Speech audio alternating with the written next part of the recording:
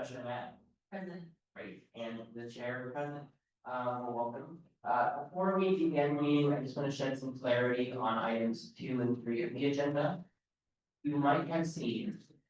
You might have seen from, our last meeting of the full commission that committees were instructed to discuss potential changes to the cover that they've already been parsing through and how that is, that we're all feeling about those changes. Okay. So I. So I wanna make sure that executive that is the officer, screen that which was we our can most see. recent meeting, and then item 3 will go backwards, discuss election voting. So Hello. by the end of the day, you'll There see we go. where we stand right now, at least in part on some of the issues that we've been working with.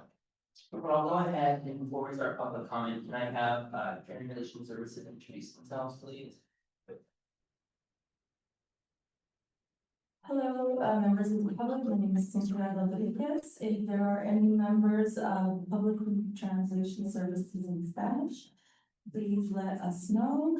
Buenas tardes, miembros del público, me llamo Cynthia Rodriguez. Mi compañera al lado de mí se llama Jay Blanco. Si hay alguien, miembro del público que necesite servicios de interpretación, traducción, por favor, déjenos saber en este momento. Great, thank you so much. We're gonna begin with your public comment. I'll leave it to staff. Administer that. Thank you, Mr. Chair, and good afternoon, everyone. I'm gonna call through meetings as I usually do. We've got a seat set up right there at the end of the table, so everyone can, face the audience and, camera facing you as well. For a maximum of 3 minutes. We call Carolina, Michael, and Bruce. Carolina, Michael, and Bruce. Carolina, want to say it? Right, Carolina. Thank you so much. Look at it. He's there, he's there. So Carolina, Michael, and Bruce, up to 3 minutes. Well, great, probably 2, but let's. Let's start. And good. Good afternoon, commissioners. In reference to today's presentation, the creation of districts don't happen randomly. A lot of time, energy, and thought goes into ensuring districts are run fairly. From many people are involved. It's not random. It has been great to get a momentum around the work that the Charter Reform Commission is doing. Here are some things that have been raised in the past that haven't yet been addressed, and I want to highlight them here. So regarding expansion, having more council members will allow greater freedom in the redistricting process to keep communities together and to represent the wide diversity of the city of Los Angeles. Expansion gives us districts of manageable size, and LA City residents will be brought closer to their council members, giving more power to people. Expansion will increase the diversity of voices on the council and discussion that occurs in chambers. Expansion will diffuse power and increase oversight, therefore reducing the opportunity for corruption. Expansion will lower the cost of running for office and allow grassroots candidates to mount serious campaigns. Next, I support designating controller as the city's CFO, giving the CFO the power to do independent audits of city departments and enshrining an independent protected budget for this office. And please expand remote public comment to the greatest extent possible. I appreciate that you brought up this point at the meeting last week. And 2 minutes. Please remember that room 1060 is hooked up for remote public comment. That's where the Ethics Commission regularly meets. It would make a great committee meeting. Thanks. And Michael, Michael's Bruce. Hello? Let's go to just these. So at your meeting is, Rick Cole presented on a different model where the city manager style of overseeing department heads and the department heads and departments worked on implementation, and the council just did legislation. And then, I forgot the other, you've heard also that you have a lot more council members right now, the council members and the mayor all go to the department heads at the same time, and there's too many council members, so, here's what I want to suggest, the question of council powers vis-a-vis the mayor and in general. That instead of you trying to work through something and then going to the council and telling them, here's how we want to change their powers without interacting with them. I'd like to see you hold a meeting and invite all the council members to send somebody from their office to come and respond to 235, which was the ability that's in the charter there for council members to revisit projects in their area. And in general, have them talk about, since we're all concerned about council members being convicted and going to jail for concentration of power, etc., how did they suggest that they would address this question? And have it on the record now, rather than having them shoot down what you're talking about later, because you haven't heard from them and them saying this is how we would do it. So I think that would be a great meeting, and we've got our friend from the LA Times here, and how much fun did he have coming to cover that kind of meeting and getting those folks on the record. Thank you. Thank you. Now it's Bruce. After Bruce, please line up David, Chris, and Austin. David, Chris, and Austin.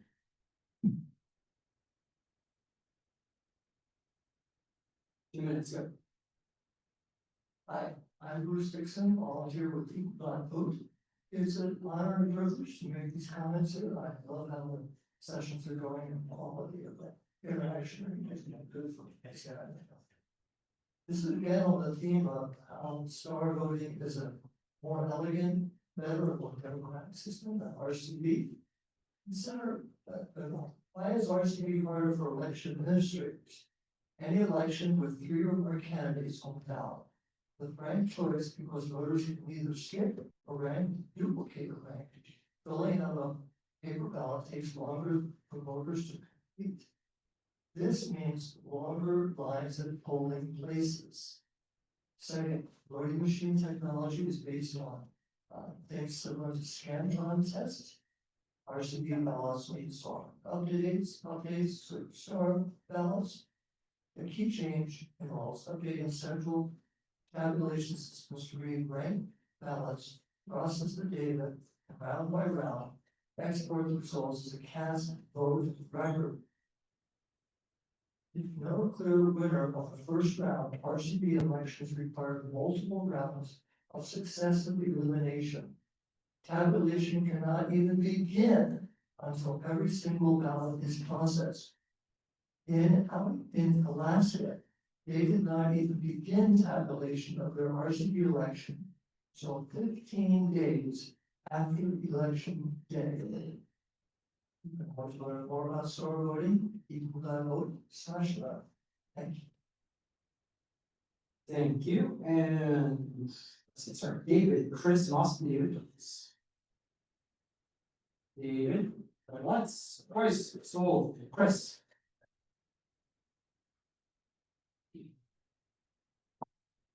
Hi, I'm Chris Harris. I have 2 minutes. 2 minutes.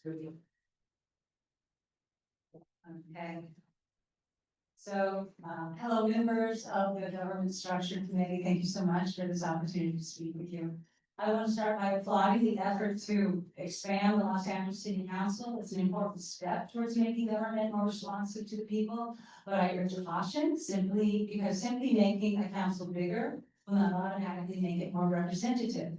Unless we also reform how council members are elected, we'll end up with more districts dominated by narrow interests and more voters left without a real voice. If our goal is a truly representative and responsive city council, the most logical and equitable way to achieve that is through proportional ranked choice voting. This system allows multiple council members to be elected from larger districts in proportion to the number of voters who support them. And that means every significant community and political viewpoint can have a seat at the table instead of being shut out by arbitrary district lines or split votes. More than ever, Californians need to unify and work together. Our current winner take all system too often leaves people feeling disenfranchised and discouraged from participating. But if Los Angeles chooses to lead, to adopt a system that ensures every voice counts, we can inspire renewed engagement and show that democracy in our city truly belongs to everyone. So let's make sure this historic moment isn't just about adding more seats, but about building a council that genuinely reflects the people of Los Angeles. Thank you. Thank you, and Austin, after Austin is gonna be, I think it's Johan, Espinoza, Rob, and Amy. 2 minutes, yeah. Hello, I'm here today to speak in support of council expansion. The foundational need to expand the council is widely accepted, but there are many decisions to make on how exactly we implement it. Some might freeze up the scope of those nuanced decisions and avoid making any change at all. But I implore you to not lose sight of what we can see clearly. There are many possible directions, but we know the brightest ones all involve a large council. Let's make sure we build that foundation. I believe there's one more foundational decision that needs to be made alongside council expansion, and that's the ballot used in their elections. Today, we have one presenter advocating for single member districts and another for proportional. I don't know which direction we'll choose, but I do know that star ballots will allow us to fully realize the benefits we're striving to achieve with them. For single winner elections, star massively increases representation by accounting for voters' full ballots, fully eliminating vote splitting, and choosing the candidate that best represents the voices of all voters. However, you may decide that a more fundamental shift to proportional elections is necessary.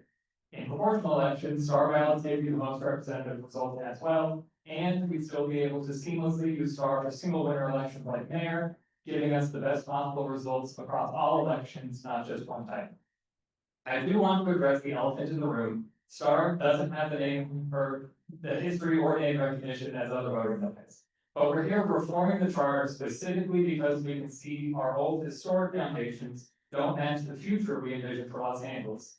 We know, because that's how it's been done before, is not a strong argument for how to move forward. Our vision for the future needs to be built on the best understanding we have today, and that understanding clearly points to STAR. STAR addresses major issues we know occur in other systems. Once it's implemented, STAR will be a most cost-effective option. STAR lifts the voices of underrepresented voters more than any other method. Like other big cities that came before it, Los Angeles should be a leader in voting reform. We can't wait for another city to show Los Angeles how to be Los Angeles. Or give it time. No, thank you.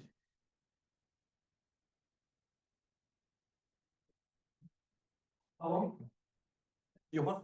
Oh, 1 minute, it's fine. 1 minute, okay, ready when you are. Hello, my name is Johannes Spinoza. Here in support of council expansion and supporting proportional ranked voting. I know mentioned before, but I think it's good to try to point that, when I'm out there talking to voters and when I'm in the volunteer or really campaigns, too often we hear that don't represent what's going on voting. I think proportional interest voting is an avenue to get voters to go longer to feel like they're actually participating in the vote process. And also I should remind folks that other alternative voting methods have been rejected by Oregon by 65% of vote. Just keep that in mind. Thanks so much, everybody. Thank you, Rob. After Rob, it's gonna be Amy, Michael Eagle Hall, and Hermit. Oh. 3 minutes. You ready when you are? Rob Vaughn, and I just want to begin by discussing items two and three briefly. Happy to see an intent to revisit these and some sort of staffing briefing, but I am still concerned that we're just getting a summary of proposals from previous presenters and not moving the ball forward. We'll see how that goes.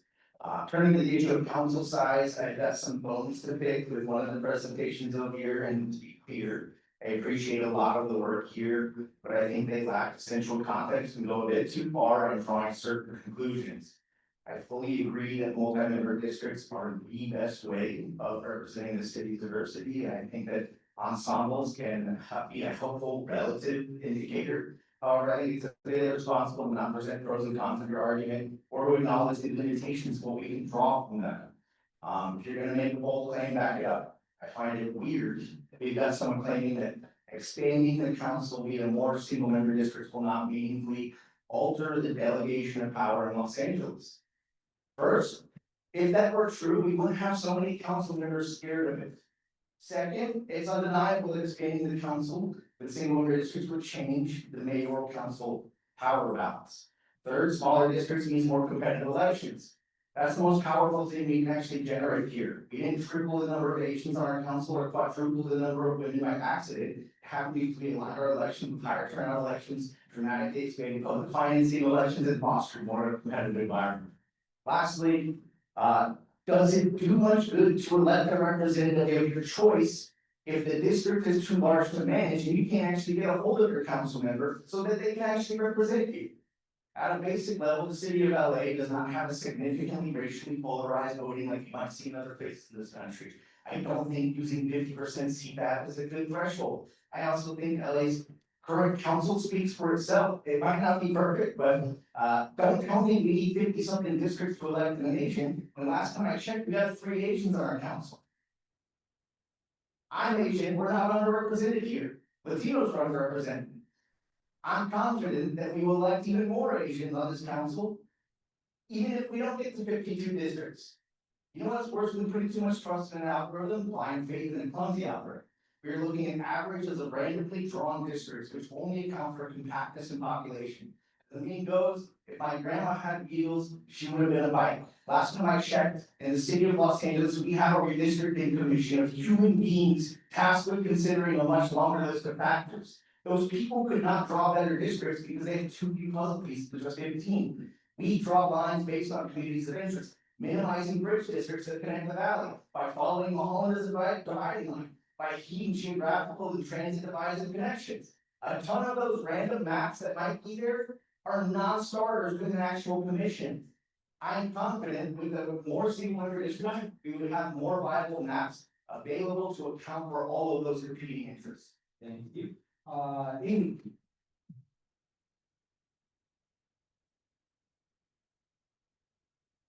Oh, second. And Ian. I'm sorry. I support increasing the council size to 23 or 20. I support increasing the council size to 23 or 29 members. They're good outnumbers, but preferably with multi-seat districts with proportional ranked choice voting.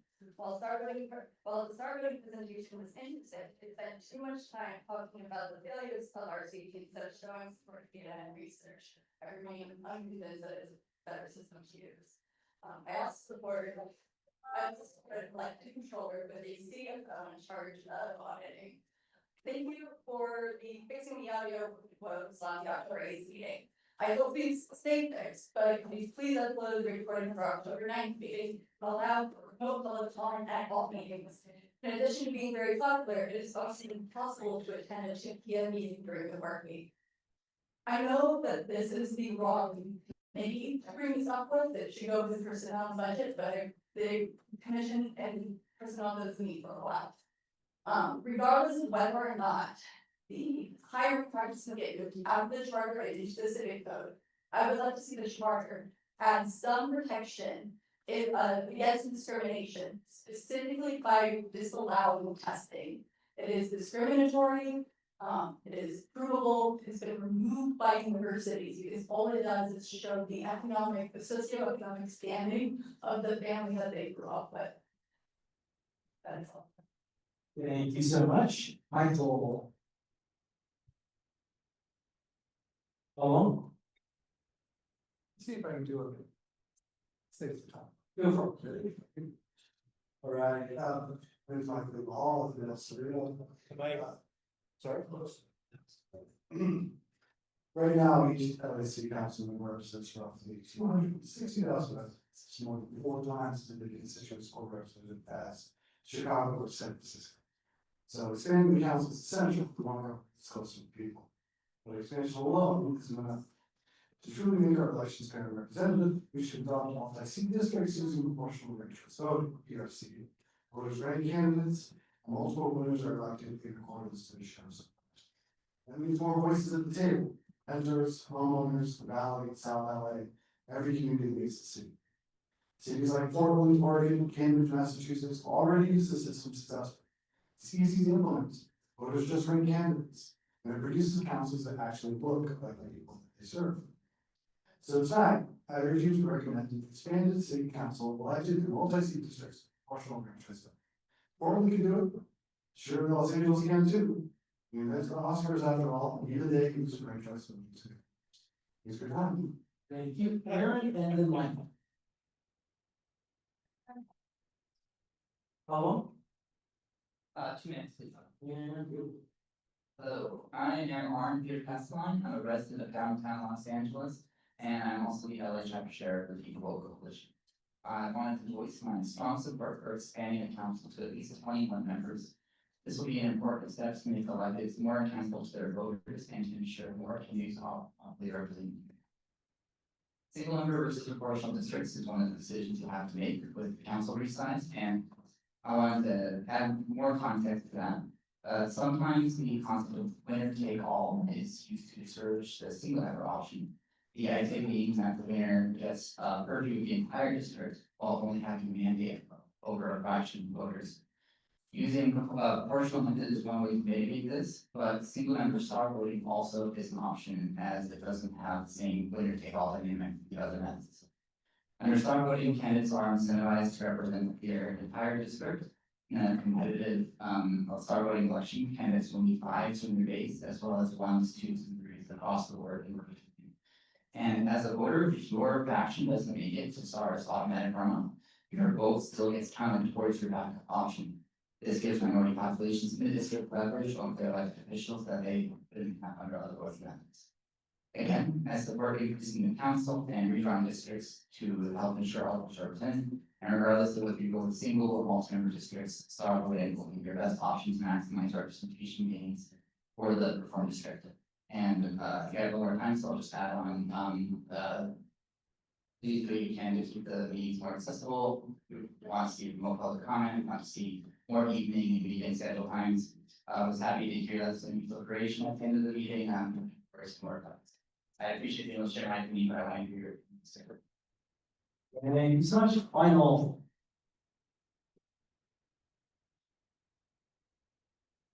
Oh, Maximum minutes, please. 3. Good afternoon, commissioners, members of the public, thank you for being here. I'm Mark speaking as an individual. I'm a neighborhood council budget advocate speaking on my own behalf. I'm here to urge the Charter Reform Commission to support City Controller Media's 6 charter reform recommendations. City Controller Media has done a great job as a city controller, and his audits are very informative and transparent.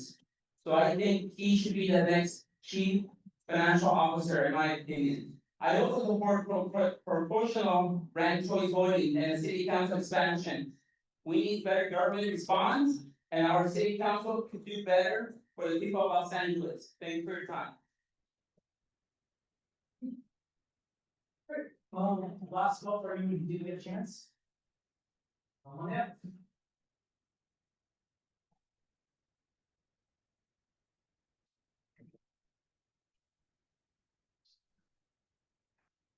How long? Possibly 3 minutes. Good evening, distinguished members, audience, David Ontiveros, resident of Los Angeles, Department of Water and Power. Employee, October 6th, when the personnel director did her presentation, and I know this isn't correct for me to bring this up, but I see this issue is very important. She mentioned that she proposed to move to actually get rid of civil service protections and move over to Article 10 administrative. That's going to be devastating for the tens of thousands of city employees that have civil service protections. If that were to go through, you're basically going to be throwing all city employees that have this protection to the wolves, the cobra wolves, and the political winds of the day concerning budgets and how things should be run for people's lives. Civil service protections are important to city employees. It gives us economic freedom and stability, and it really brings the cream of the crop to the city. And I strongly request that you consider proprietary board type of hybrid setup when it comes to the new charter amendments. It allows the city departments to actually do their own hiring, but still working with personnel department, and keeping it level playing field. I can't stress the importance of keeping our civil service protections. Thank you very much for your time. Thank you. And that concludes comment, Mr. Chair. Are there any neighborhood councils with approved community impact statements, that would like to present? Seeing none, we will move on to. Everyone or one, or seeing none, everyone, move on to the meeting minutes agenda. Or moving to the 25th, 29. So. Seeing no oppositions, minute or approved as written. Now we move on to item number 1 on our agenda. Study session. With comment and discussion on issue related to council expansion, I will do the clerk, director, to administer it. Thank you, Mr. Chair. And just so we approve both. But we approve both minutes. We approve both minutes in one, really easy. All right, thank you. Item number 1 is the section governance structure, comment discussion on issues related to city council expansion. Evaluating the size and composition of the city council, including potential benefits and challenges of increasing the number of districts to improve representation in constituent services. Our first presentation is going to be via Zoom. We have Anne Marie Hancock, who's at Ohio State, going to join us here in just a moment for the presentation. Give us just a second, so I can go her and get her on screen. Hi there, can everyone hear me and see me okay? 1 second, we're just fixing the screen until we get our microphone up. Perfect.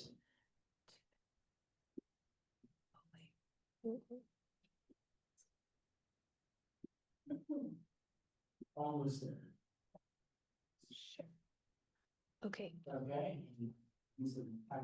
Put microphones. yeah, we're just gonna have to, the audio's coming from the computer.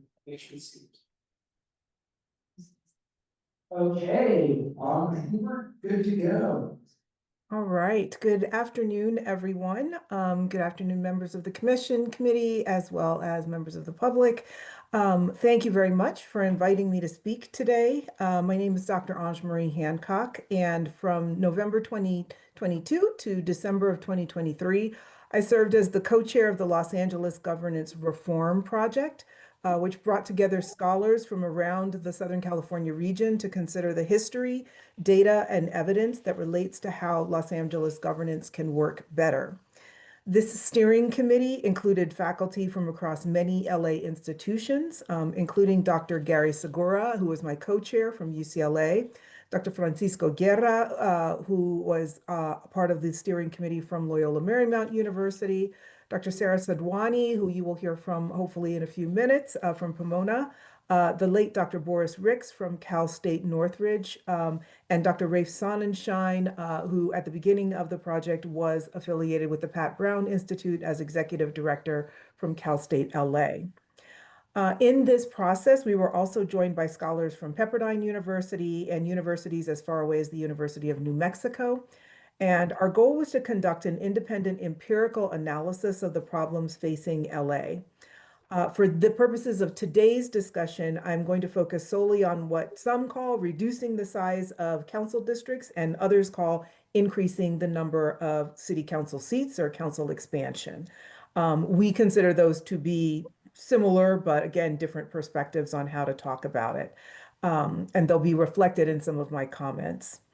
At the time when I served as co-chair, I represented the University of Southern California, where I served as chair of the Department of Political Science and International Relations, before coming to my current post as executive director of the Kirwan Institute for the Study of Race and Ethnicity and Engie Axiom Endowed Professor of Political Science at Ohio State. So I've been asked to focus my comments on the idea of improving representation for all Angelenos by reconsidering the size of the LA City Council. And our LAGRP project conducted 4 different analyses prior to establishing our recommendations.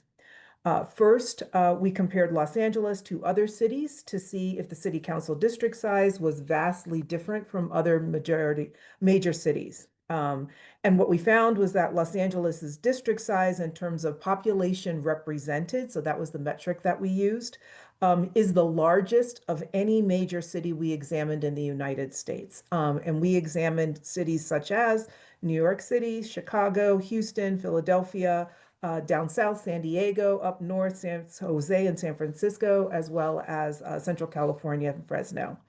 Los Angeles's district size currently dwarfs them all. One council member district represents about 260,000 people. And for frame of reference, that is 56% more than a council member represents in New York, 24% more than in Houston, 62% more than in Philadelphia, 30% more than in Phoenix, Arizona, and 67% more than in San Diego. And those are all cities with over 1.4 million residents. Those were the comparable cities. We did look at smaller cities, as I mentioned, like San Jose and San Francisco, but again, with LA having 3.8 million residents, we wanted to make sure we were doing the proper frame of reference. The second analysis we did was we conducted a survey of Los Angeles residents, and it was a representative survey, meaning we sampled to make sure that we had representative populations with regard to race and ethnicity, as well as gender, to explore public opinion among Angelenos regarding the size of districts. Our survey of LA voters found that voters were strongly in favor of reducing the size of districts. Over 66% of the voters that we surveyed were in favor of reducing the size of the districts. Importantly, we did not see vast differences across racial or ethnic groups or across geographic regions in support for reducing the size of districts. So we did not see, with regard to African American populations, Asian American populations, whether Korean, South Asian, Chinese, Japanese, Filipino, or Latino, Latinx, Latine, we did not see major differences in terms of which groups might support or not support.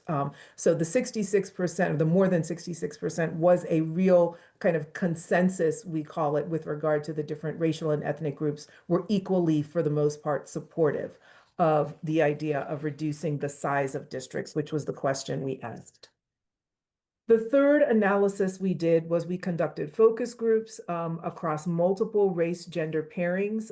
So for example, we did focus groups specifically with Asian American men, specifically with Asian American women, specifically with African American men, African American women, Latinos and Latinas, Native Indigenous men and women, white men and women. And we also conducted both a Spanish language focus group to make sure that we were getting the linguistic diversity of those who are in Spanish-speaking communities, as well as a non-binary focus group to make sure that people did not feel forced to choose a gender that did not apply to them. So in that kind of set of findings, again, we found vast agreement that the reduction of council size should take place. Some of the rationales that were given in the focus groups I can get into. They basically said that in addition to wanting it, the reasons were constituent service and greater opportunities for representation for communities whose chances are currently reduced under the current size of the council can be improved. And our research showed that communities with a likelihood of gaining representation included those of Korean, Filipino, Guatemalan, and Salvadoran origin. So we did kind of do a deep dive to really think about which groups are not currently represented, and then think about which groups were most likely to be represented. The fourth and final analysis we did was to conduct a preliminary financial analysis of expanding the number of city council seats. When we conducted our surveys and focus groups, the number one concern that residents expressed to us is whether or not this would be an expensive endeavor.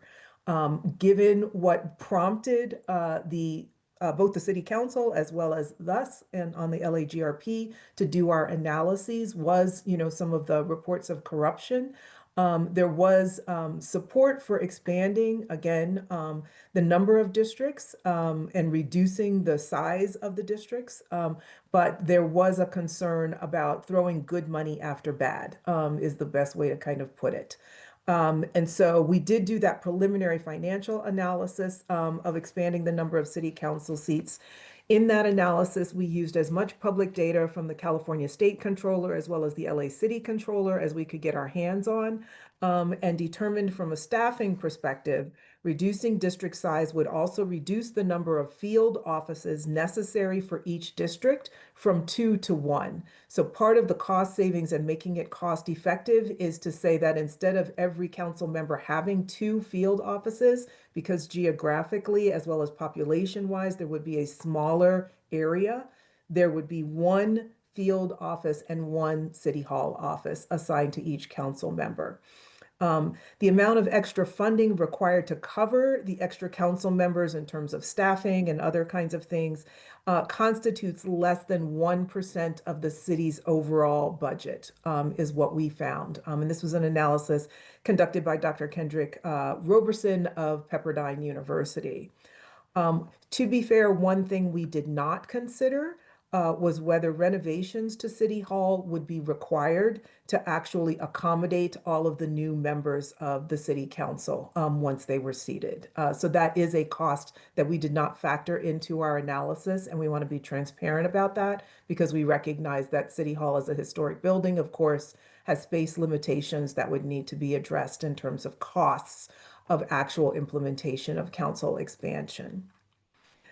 Following these analyses, we then voted as a steering committee to determine our recommendation. And our recommendation was couched, and the documents that were kind of listed in the public meetings announcements revealed this. They were part of a package of recommendations that were put together. And so our package is definitely meant to kind of be viewed together, and happy to answer any questions about that. But in that, with regard to council districts, we recommend expanding the number of council members to 25.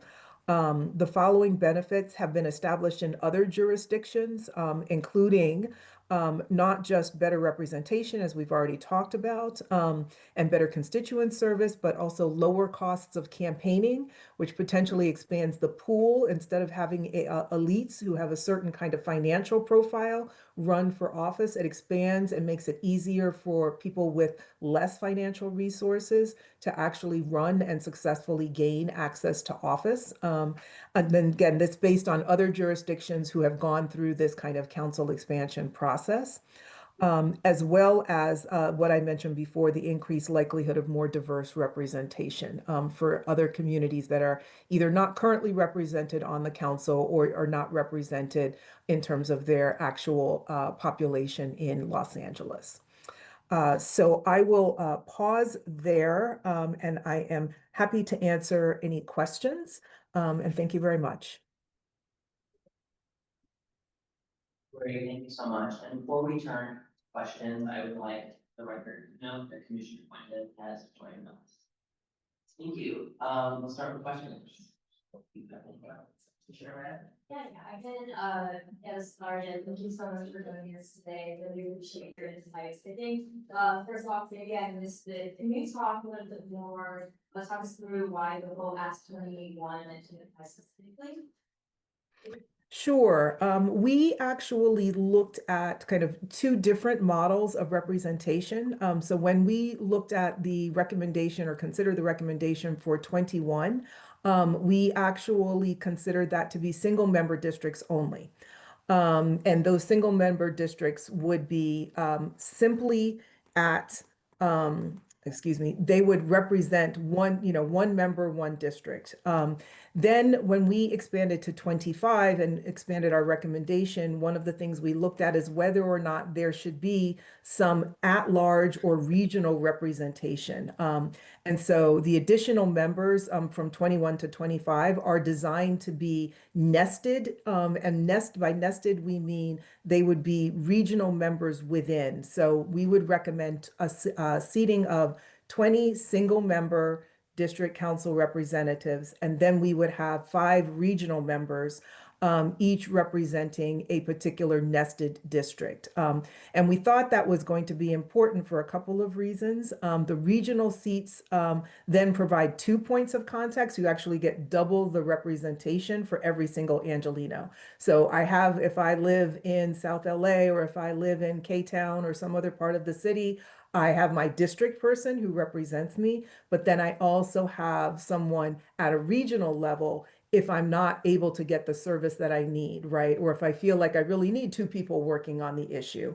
And so again, one of the things that we found when we studied past city councils with such large district representation is that it concentrates power in the hands of a very few people. And what ends up happening is that the 15 people on the city council are susceptible to a lot of trade-offs and like allowing decisions to be made that aren't necessarily in the best interests of all Angelinos or a particular neighborhood. And so we wanted to both counteract that temptation or susceptibility to corruption as much as we wanted to improve representation. I think I'm just curious if you've done the polling, and if you let us know if something's okay, so we can show that it isn't, but curious if there's been any polling around the specific, you mentioned single versus kind of a hybrid situation of single and regional members. Have you done any polling based on the research that started position? We have not done any recent polling of single versus multi-member districts. We did poll about the number of council members itself, and we found that that did hold. And so I'll just get my notes here to be able to share with you what that was.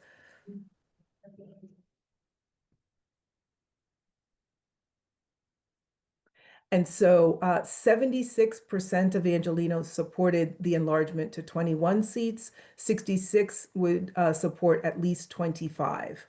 And so we definitely did have support for that larger framework.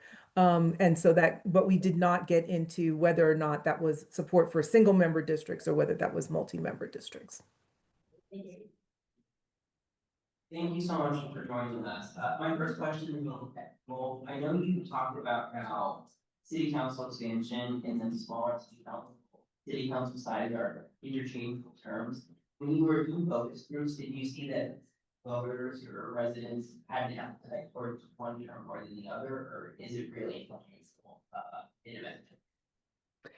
Yeah, we did test. I will look at my notes to see if there was a very like a preference per se.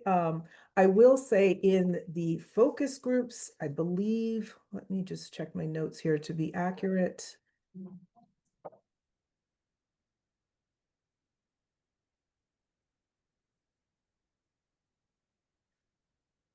For the survey, let me start with the survey. For the survey, it was really around the size of the district, right? So the reduction of the size of the district is where 57% of our respondents thought that each council district was too large in terms of population, right? So for them, that was a conversation about the size of the district, right? So reducing the size of the district. In terms of the focus groups, let me turn to the next page here.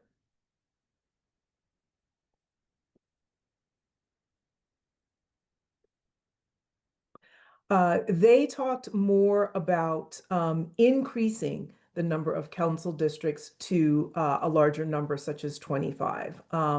And so their rationale there was that it would bind the city council member more tightly to the people that they represent, meaning there would be a better opportunity for accountability and a closer representation of communities that maybe have not experienced effective representation. Again, from their own personal perceptions, they did not feel that they had experienced that kind of quality representation from the city council. So we really had a split decision there, Commissioner. Great. I noticed that you talked about a hybrid model where it's single member districts and several regional members. Can you speak to why you chose that instead of all multi-member districts across the city? Yes, one of the things that we had a lot of debate about, and I know my colleague Sarah Sadwani is also there is here to present today. We had a lot of debate about how complicated and how many changes could be made simultaneously. And so one of the things we wanted to make sure did not happen as we were thinking about making our recommendations was that recommendations would be implemented all at once and they might actually turn off voters. And not just turn off voters in terms of whether they're going to pass charter reform or not, but whether or not they would show up at the polls and actually be able to effectively handle all of the changes at once. And this is certainly not to be patronizing or condescending towards voters, but simply just to think about what it means to transition to an entirely new voting system all at once. And so if you think about, for example, one of the changes LA has recently experienced, right? We moved from odd number years to even number years in terms of our elections, right? That took a significant effort to kind of get voters and get residents to really understand that transition. And so we did see that there was not a lot of turnout on some of those elections that we might have expected. So certainly we don't expect every 2 years that there's going to be great turnout. We expect every 4 years. That's in consonance with a presidential election. But we did not see as much kind of voter turnout early on as was predicted. Now that has started to correct and people have turned out. Of course, the registrar is trying to make sure people turn out whenever there's something to be voted on. But we want to make sure that there are enough ways to actually sufficiently implement whichever system. And so that was the second big debate that we had, was really around what year and how long we should plan for in order to make these changes. Thank you. I actually have one more follow-up on that. We have a lot of advocates coming to tell us that we should marry multi-member districts with either STAR or proportional ranked choice voting. Do you think that that kind of, coupling all of these reforms happening at once might come first? I can talk a little bit from the historical perspective. So certainly because again, we did go back in time to look at all of the previous efforts to expand the LA City Council.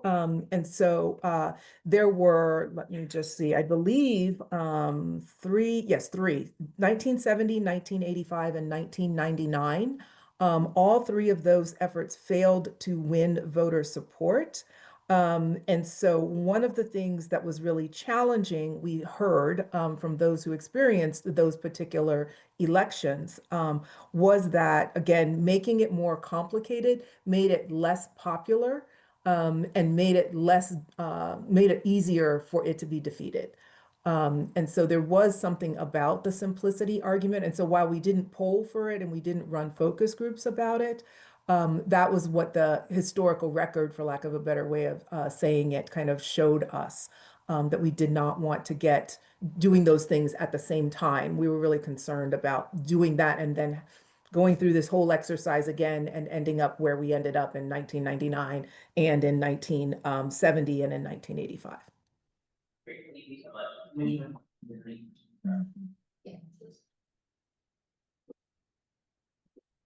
And I'm sorry if I missed this, but for the LAUSD expansion to 11 feet, did you all have any assessment of administrative costs or board budget for your council on your suggestion? We did not. We were not able to get those costs in a timely fashion to be able to include like the costs of what it would take to implement the system. So that would be a cost that would have to be calculated. Okay, and then just on a separate note, so based off the presentation, the focus group participants suggested electing commissioners rather than appointing them. Did your research find any governance or equity downsides to that approach?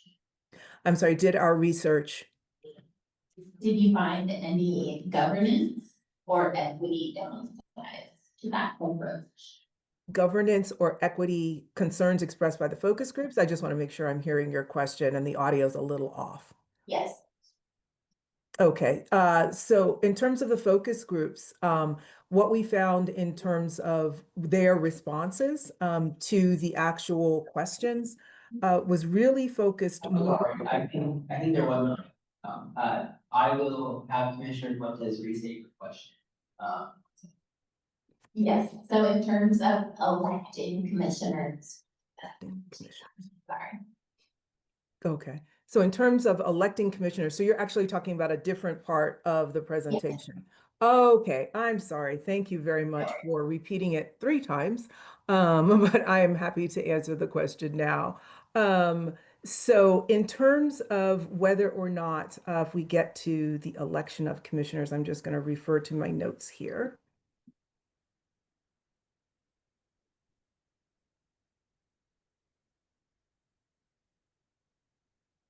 Here we go.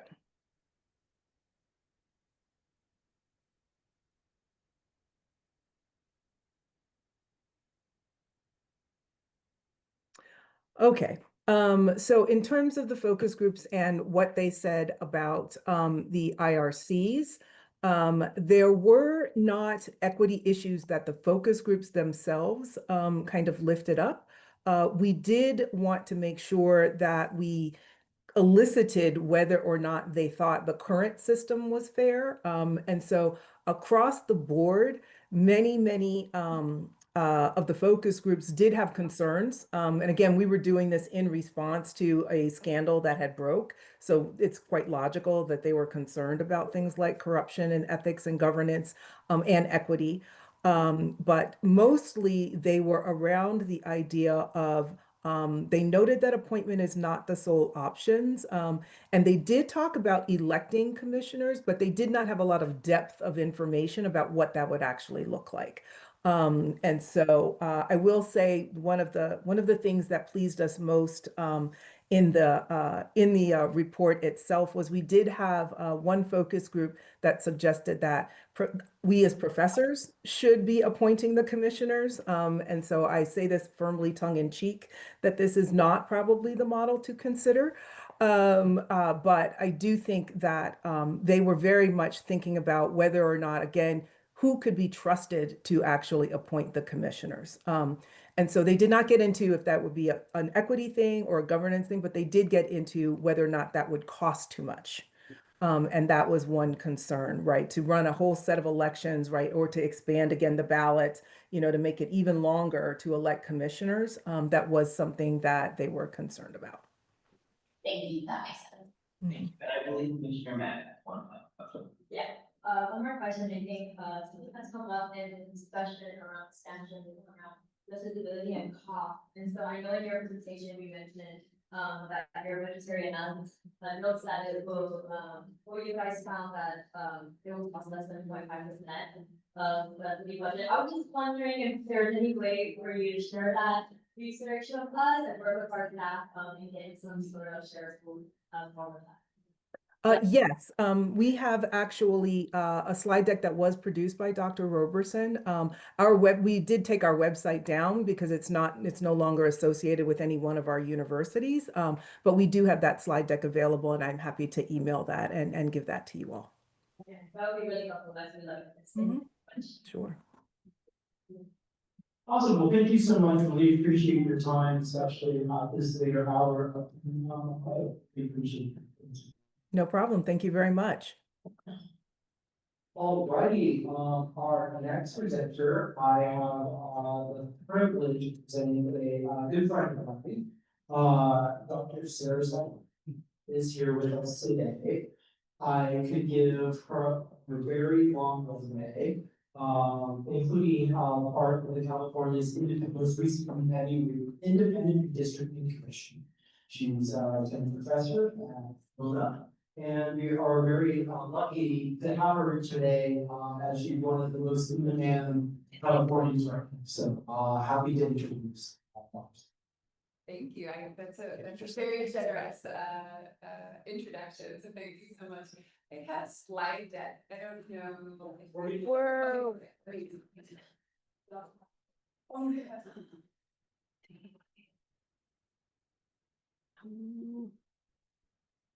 as we pull that up, I was saying thank you so much for having me. I really appreciate the opportunity to come and speak. Obviously, I'm Marie and I got to think that I worked very closely together on It's like, it's project.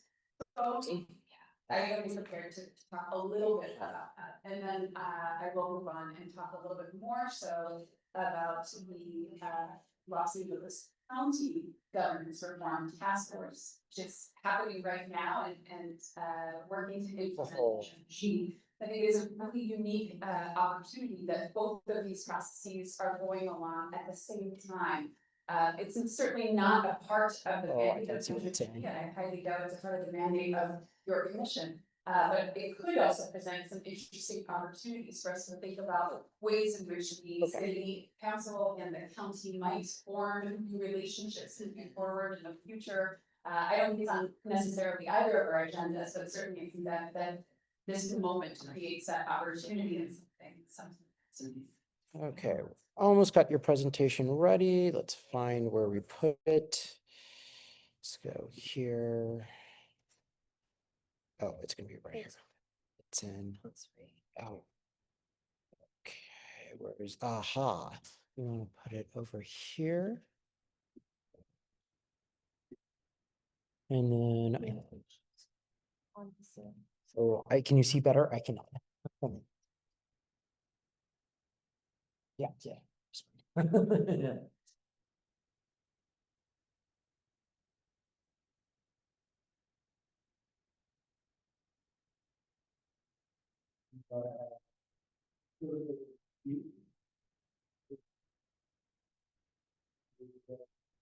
Okay.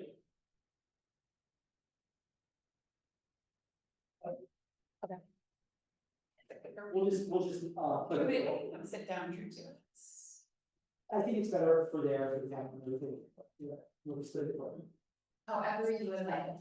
I think if you can go back. It's moving, it's advancing automatic. Oh, because it's in slideshow. Maybe one closer. We're just go, you can put it on that. Surprise everyone's in. Yeah, perfect. So I just heard a pretty simple, fairly simple talk for you all today. And then from there, I figured we could go into question for the first slide. I want to talk just a little bit about defining what it is that the Charter Commission is working on, and as kind of a lead up to defining the work that the Governance Reform Project took on, as well as the work that we're doing at the county level for Commission. And given the intro that we had here, I failed to say thank you so much for having me here, and this opportunity to speak. I was supposed to go to the whole commission a few weeks ago, so my apologies a bit. So I want to start and talk a little bit, I can't escape the fact that I'm a professor, so I want to talk a little bit about problem definition, because one of the greatest challenges I think that you all have in front of you is this massive task of reviewing the entirety of the charter. There's 1,000 different directions in which to go. Even as we heard from many of the speakers that came today, we're talking about various kinds of ranked choice voting and different governance structure systems that it could take on. There's any number of opportunities for you to look into different areas of the charter and begin to uncover different things. My greatest pitch to you would be to think about what are the problems that Los Angeles currently faces.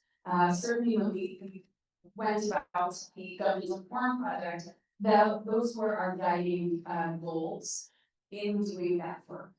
So you have this massive task, but how will you actually distill that? And I'll say the ability to be able to communicate your specific problems that you're trying to address would be incredibly helpful also for the public and for the community to further engage in this process. It's often really easy for advocates to follow along with public meetings. Certainly I've sat through many of them, and I love all the work of the advocacy groups that are here, and I actually started my own career in the immigrant rights movement.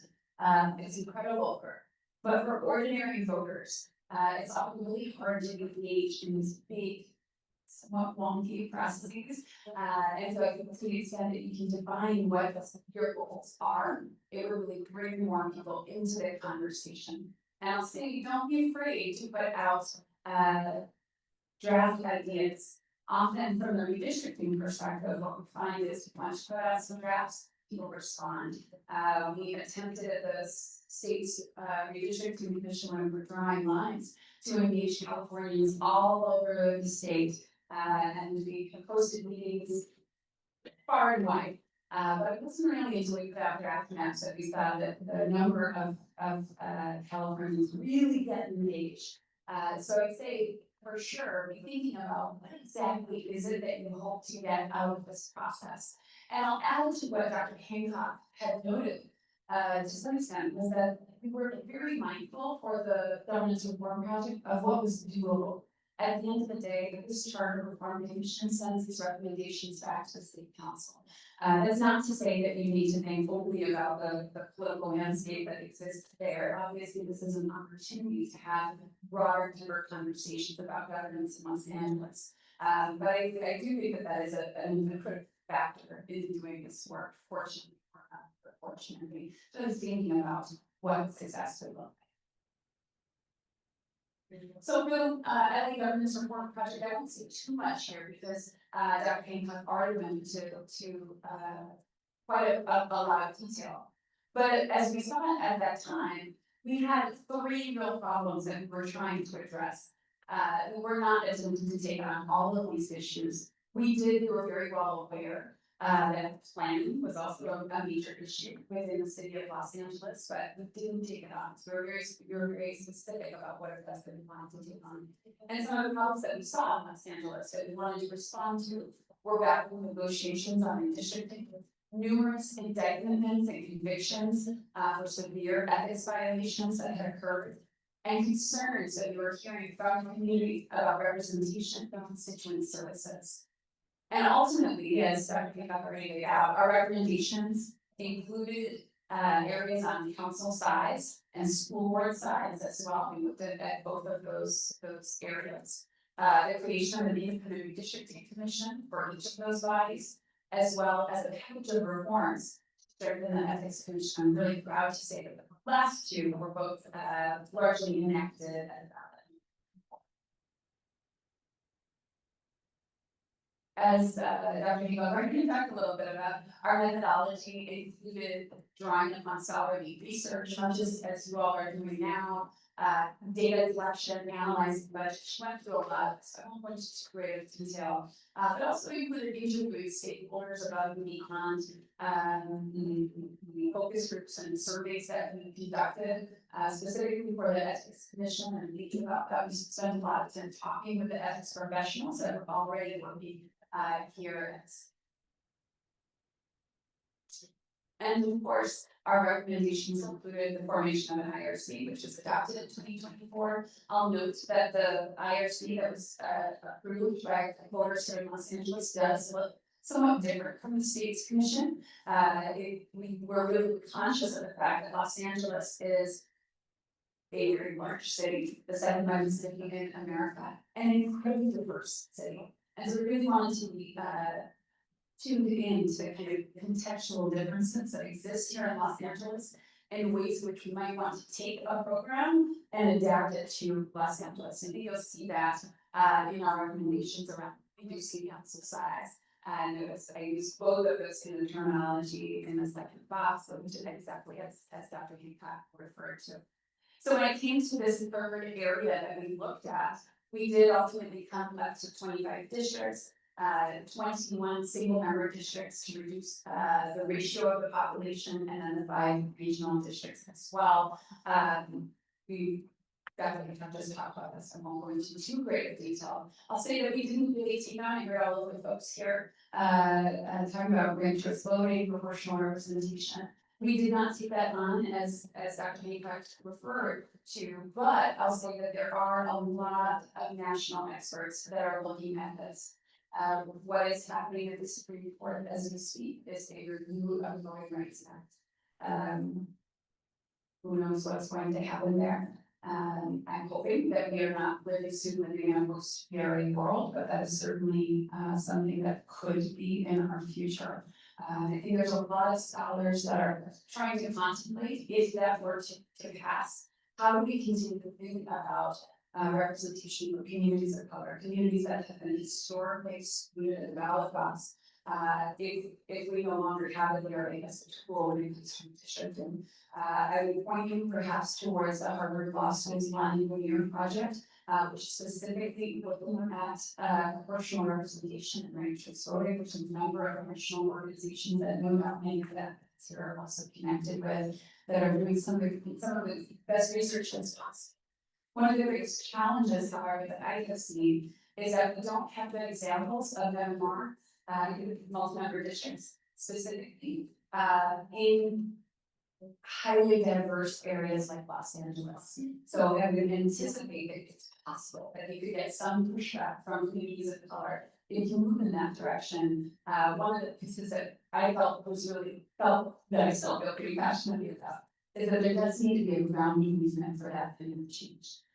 Certainly as the governance reform project, as a group of scholars, we could propose something like that, but if there's not a ground movement, and those that are actually pushing those kinds of reforms, it will suffer at the ballot box. So figuring out ways to get really engaged with voter and voters on these kinds of topics is very important. So some of those conclusions, which she already went through many of them, talking about how we thought about the budget. The budget was, of course, the big issue that had been raised in the focus groups that we looked at. So I won't go into too great detail here. But in particular, we saw that there was generally speaking great support for a council size expansion to some extent, certainly up to the 2020 to 21 to 25.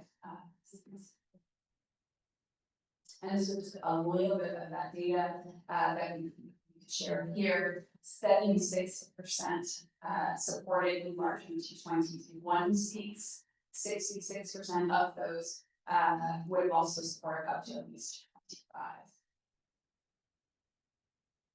So I wanted to move forward and talk a little bit about the process that we're undertaking at the county for the Governance Reform Task Force and Measure G. And I have a fairly simple set of slides for you just to inform our process. Certainly we have been looking at your process to some extent in order to try to get additional support for our work as well. So I think there could potentially be a lot of cohesion between these two processes moving forward. So thank you to the city for offering as much support as they have. Because at first we didn't have any full-time staff, but that's rather than cheap. So of course Measure G was passed in 2024. It has several focus areas of work. There's a lot in Measure G, and I can back up to talk a little bit about that. The county structure has been in place, and the charter has been in place since the 1920s. And since that time, there has never been an update to the county's structure. So the full five supervisor board has been in place since that time, since the time when before we didn't vote, and when there were more cows in Los Angeles County than there were humans. We today have nearly 10 million residents in LA County and a budget of $49 billion. And still we have a 5-member board that has both legislative and executive powers. There was not an executive branch, or there is not an executive branch. However, Measure G will change that in 2028 with the creation of an elected executive for the county. We also have a number of other mandates. This has already been passed, so this is moving forward. We're not really in an exploratory phase, as perhaps more on the work of this charter commission, but instead of how to implement these changes. We're looking at public budget hearings. They launched them this year in 2025, but because of the short time frame, that was quite compressed. We're looking at ways that we can continue to improve that. In the 6 months of or so of being a part of this process, the piece that I have come to learn is budget transparency is hard to come by. in Los Angeles County. And so something as simple as the public budget hearings is proving to be incredibly complex, as we move forward. So I think about it. We're looking also at the creation of an independent ethics commission and an office of ethics compliance that needs to be in place by 2026. So whereas for the city of Los Angeles in 2024, we were strengthening and building upon the ethics commission that was already in place here in the city, that has never existed for Los Angeles County. And so we are actively working, bringing in some of the best minds on ethics commission to come and talk with us about what are the best practices and how we can adapt it to a county that is this large. In addition, I talked about the elected county executive, which will roll out in 2028. So I hope everyone plans to go vote in that election. But by 2032, following the census, following independent redistricting for the Los Angeles County, there will be a board expansion with 5 members tonight. And the final piece that I wanted to talk about a little bit about is that in 2034, there will be another charter commission. This I think is an important piece because government structures can change. We do not need to wait another 100 years before we look at the structure once again. It also creates an opportunity for us to look back and see how we did at implementing this and go back to the drawing board if need be to ask, is 9 the right number? Are there different kinds of provisions that we need to have now that we have an elected executive? So I think that's a really important piece to think about how we can continue these processes. It doesn't have to be a one and done situation. So in terms of our implementation plan, we now have about a $2.3 million budget. It took us quite some time to get there. We have extensive work plans. I have one of them there for you, so you can take a look at the timeframes that we are working under. We have a division of labor, so of course we have all of our public task force meetings, but unlike the way that we are operating, we do have ad hoc subcommittees with no more than 6 members, which is allowable under the Brown Act. In order to do some of this work, in particular so much of the planning work offline and then report that back in our public sessions. Our methodologies that we've been using thus far include much the same as many of yours, expert testimonies, internal reviews. We're about to launch our first survey, and students. We have a team of students from the Harvard Kennedy School. We're actually taking a look at other models that use the county executive, the elected county executive for us. And I believe that we are engaged also with USC, UCLA, and other graduate programs in the Southern California area to try and get them involved as well to help us with much of this section. Challenges? I'm happy to talk about that. So just in conclusion, and I'm happy to take questions. Some final thoughts, just as we both are going through this process. Governance reform is not the same as policy reforms. We see people arguing and fighting all the time about how do we fix homelessness? What about this policy? What about, raising this tax or another? Governance reform is something very different. We're talking about the rules of the game. It's something that everyone should be able to really get involved in, and hopefully we can find some compromise in terms of setting what those rules would be. For us, for myself, personally, those guiding principles throughout this process have been transparency, accountability, and in particular responsive representation. Los Angeles is unlike any other place in America. We have so many communities from all over the world, and we think about what it takes to actually represent them, to have informed constituent services, ensuring that those communities who can't always make it out to a meeting to make their voice heard, have a place at the table nonetheless. And one of the pieces that we're thinking here a lot about is how structural change can lead to fewer inefficiencies, opportunities to modernize the kinds of programs and services that local municipal government are offering, and hopefully thinking about better service delivery. And finally, I do believe that we're in an era of innovation. As we look around, not just locally, but nationally, there's a lot of things changing. I'm not always sure for the better. We can talk about that too, if you'd like. But out of this, I do think things are going to be changing rapidly. And so I think we're at this really important crossroads, not just here in Los Angeles, but nationally as well. And so I do think that this can be an era of innovation. And so I applaud you all for your service on this mission, and I'm so excited to see your job. Great, thank you so much for joining us, really appreciate it, and especially, you know, the perspective that you offer. I love helping, also, guys, Commissioner Franklin, you were, start? Yeah, sure. And again, let's echo what Commissioner Mercado has shared. Thank you so much for the work that you're doing as well at the county level. So just to kick it off, you had noted that there might be pushback from communities of color for that nesting model. Can you speak a little bit to concerns that a model like that could dilute rather than strengthen representation for those communities?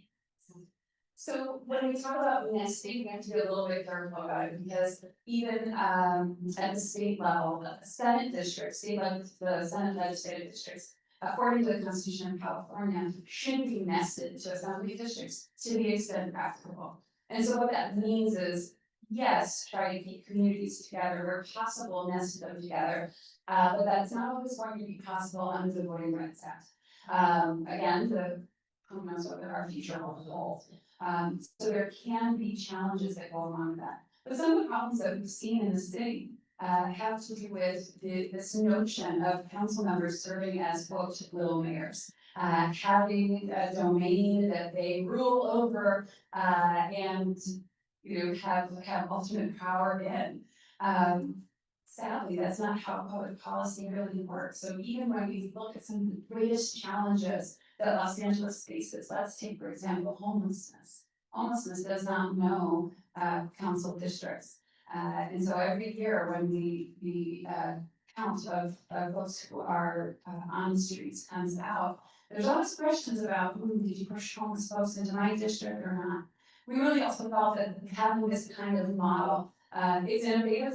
We developed it thinking about the context of Los Angeles, gives an opportunity for greater accountability, much like you would see in a bicameral sort of system, as you would see in assembly and senate districts, so that people can have overlapping representation.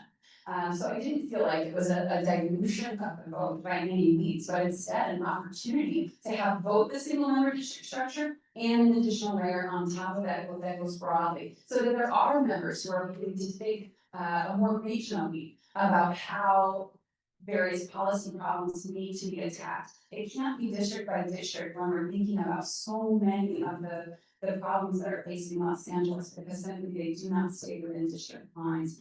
And so that was one of the pieces that we did want to push back against, and to change some of that culture within city council. Just as a follow-up, so given that this model is a bit innovative and new, I would say, what real world applications did you pull from like other cities that helps inform or inspire? We did look at various structures in many cities. I had hoped that we would look at proportional representation, as Portland had just recently enacted when we had started this work. I think that is an exciting model. It is very different, and I do think it's also untested. Portland, the demographics of Portland are very different. I think that's something most certainly that you need to take into consideration to try and contemplate for a place like Los Angeles. So it's not to say it's not doable. So certainly there were challenges. We looked at many other large cities in America. I believe if I recall, and I haven't looked at research around, Philadelphia has something similar. So there are other places that we can find some of these models. My apologies, I'm more in the county's elected executive mode these days, or the county's regular. Thank you. Great, thanks, Commissioner Matt, you wanna start? Yeah, thank you so much for making it out here today. I feel like I had a lot of questions about your experience on the GRTF, but I feel like as we went through the slides, you started telling us out like really just laying out what your experience has been and the way that it's structured. So I think that answered a lot of the questions. I think going back to the GRP though, I have one question. We can start with that. You're gonna ask your questions after, but I think I'm just curious because there was a group of academics who came together to do this to do this research. And I think their recommendation has been really helpful hearing from the peer presenter, but also you. I was curious if there's any other, maybe points of discussions or areas that were part of early, research that didn't make it to the recommendations that you would like our commission, should, take into consideration as we are kind of deliberating more on this topic, but also all of the topics around charter compliance. The other piece that we had originally thought we would look at, but we did not end up ultimately investigating was planning commission planning powers within the city council.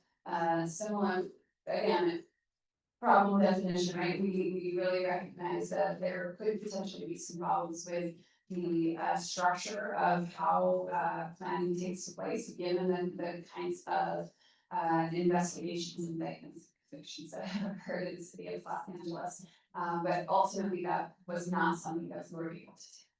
And in terms of the council size, I know the goal has for 21, 25, was there any other numbers that were kind of on the table for discussion that, groups?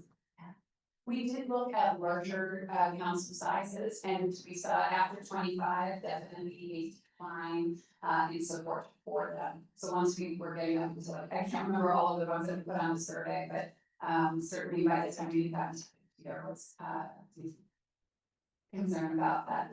You know, I'll say it's challenging to increase the size, even though it may be the best thing for representation and ultimately bring elected officials closer to the communities that they are serving. Right now, at this moment in time in American politics, it's not unique to Los Angeles. This is a sense national. There's a very low trust in government. And so the idea of increasing, adding more politicians, if voters think that politicians are the problem, that's the United States. But if voters think that it can be a really tough sell.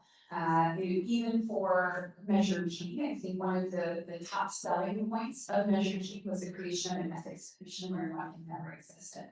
2024 was kind of a watershed moment for Los Angeles City and County because we had all these governance reform measures that were on the ballot.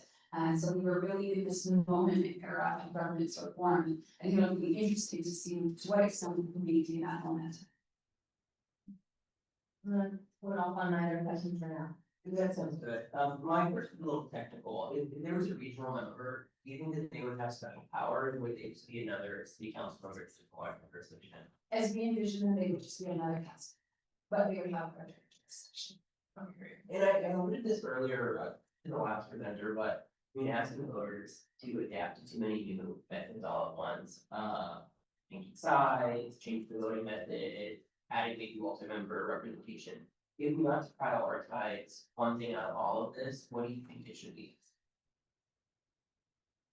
It's hard for me to say at this point. I mean, certainly size has been an issue that has come up again and again. However, having presented our recommendations in front of the committee of the city council, I know that there's a lot of pushback from council members who would feel that their powers are being diminished by having more members on there. So I think it is a real challenge of trying to figure out what that right number is and how bold we want to be. Right? I think to take on the questions of ranked choice voting and proportional representation is bold, but we're never going to have these conversations unless you start in here. And so I think this does create an opportunity to potentially have some of those kind of conversations. However, I also recognize you're under a time crunch as well, so it's about balancing all of those pieces. And my last question, you might not, you didn't talk about it, and I might not answer, but my big apprehension with multi-member districts is I like single member because you can really specialize community districts and make the right majority district. In a multi-member system, do you think that that's harder, if not possible? Because I mentioned where there's minority, they're all out together. Is it possible their candidate might not win? It's possible that they could like more than one candidate, right? If it's a multi-member district, right? So they could have more than one candidate that they wanted. And to me, you know, people trying to work on book and thinking about redistricting in California. One of the challenges of the Voting Rights Act is that it does, of course, under Section 2, lay out the moments in which you would, the conditions under which you would draw a majority minority district. And that is great. The Voting Rights Act was, came into being in 1965, when communities were deeply segregated, when redlining practices were the rule of the day. Here in Los Angeles, we do not live anymore in such segregated neighborhoods. More and more, we are living in multiracial neighborhoods. So one of the greatest challenges that we saw at the state commission level in drawing majority minority districts is there's a lot of parts of California where it becomes really complicated of which district are you drawing for? And so I am curious to see research that might look at and think about how something like ranked choice voting or proportional representation might create additional opportunities for more candidates of choice to potentially be elected from these very multiracial areas. However, as I said, Portland doesn't look like Los Angeles, so it's really difficult to have that sense of whether or not you're actually able to have that transit outcomes that you are presumably trying to. Thank you. I have two questions about your team and your experience on it. I think you started to mention it a little bit when you were responding to Commissioner Smith's question about the idea of, you have your county hat on and you're looking at county CEO and the creation of that new role at the other county level. I'm curious because for this committee, we're looking at legislative, administrative, but also executive roles in with LA city government. I'm just curious if you have any insights in, I guess, as you're looking at the county level, and I know you have done research on the city level as well, what are your thoughts on LA's current executive officers' positions and how they interact with the other The current city executive? Yes. You mean the mayor?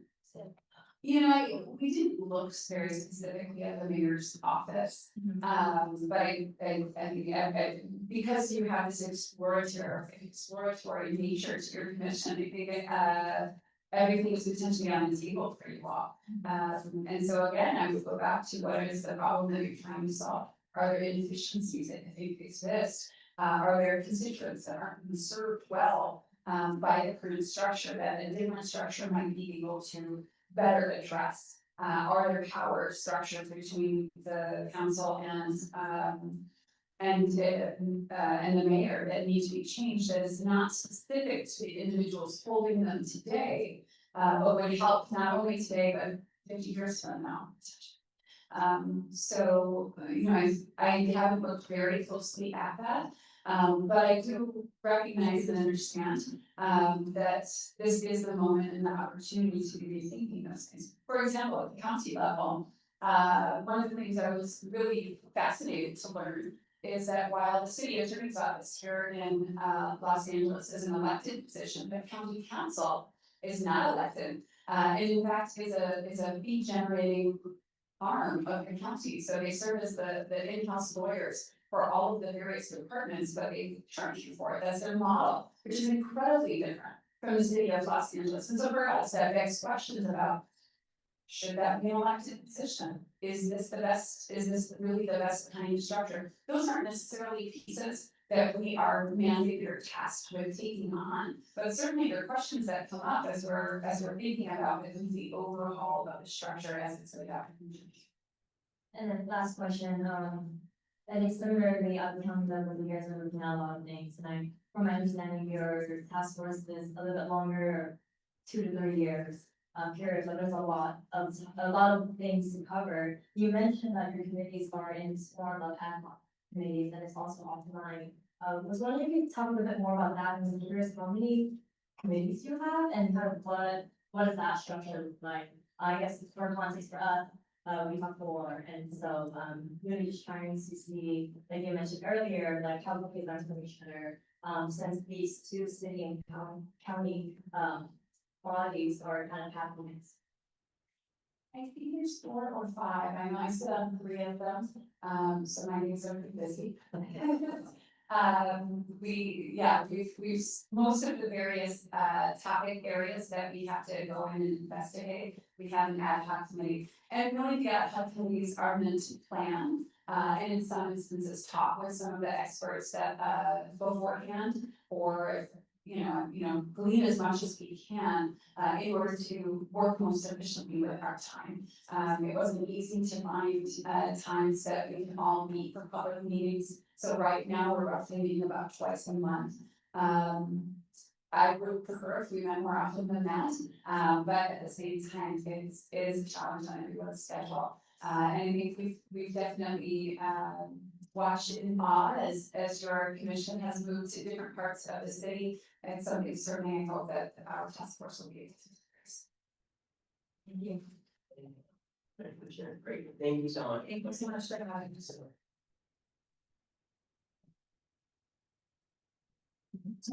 Our next presentation is going to be our friends at Cal RCD.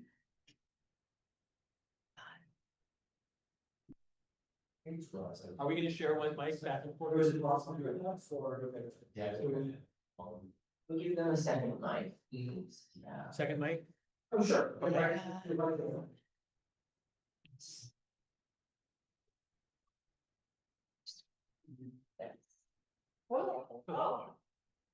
Perfect. That's why you. That's what the thing is about. Okay, stop share. Okay. And then Turn this, we're doing Cal RCD. yeah. Okay.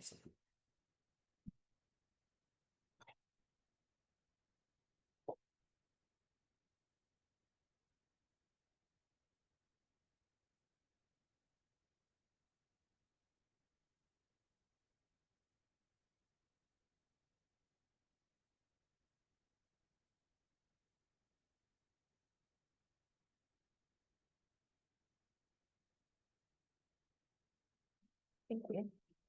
I don't see the video in the slides. Which slide is it on?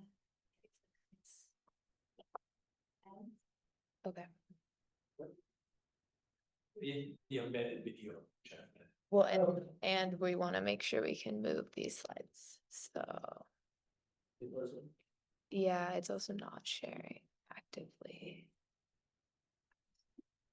Oh.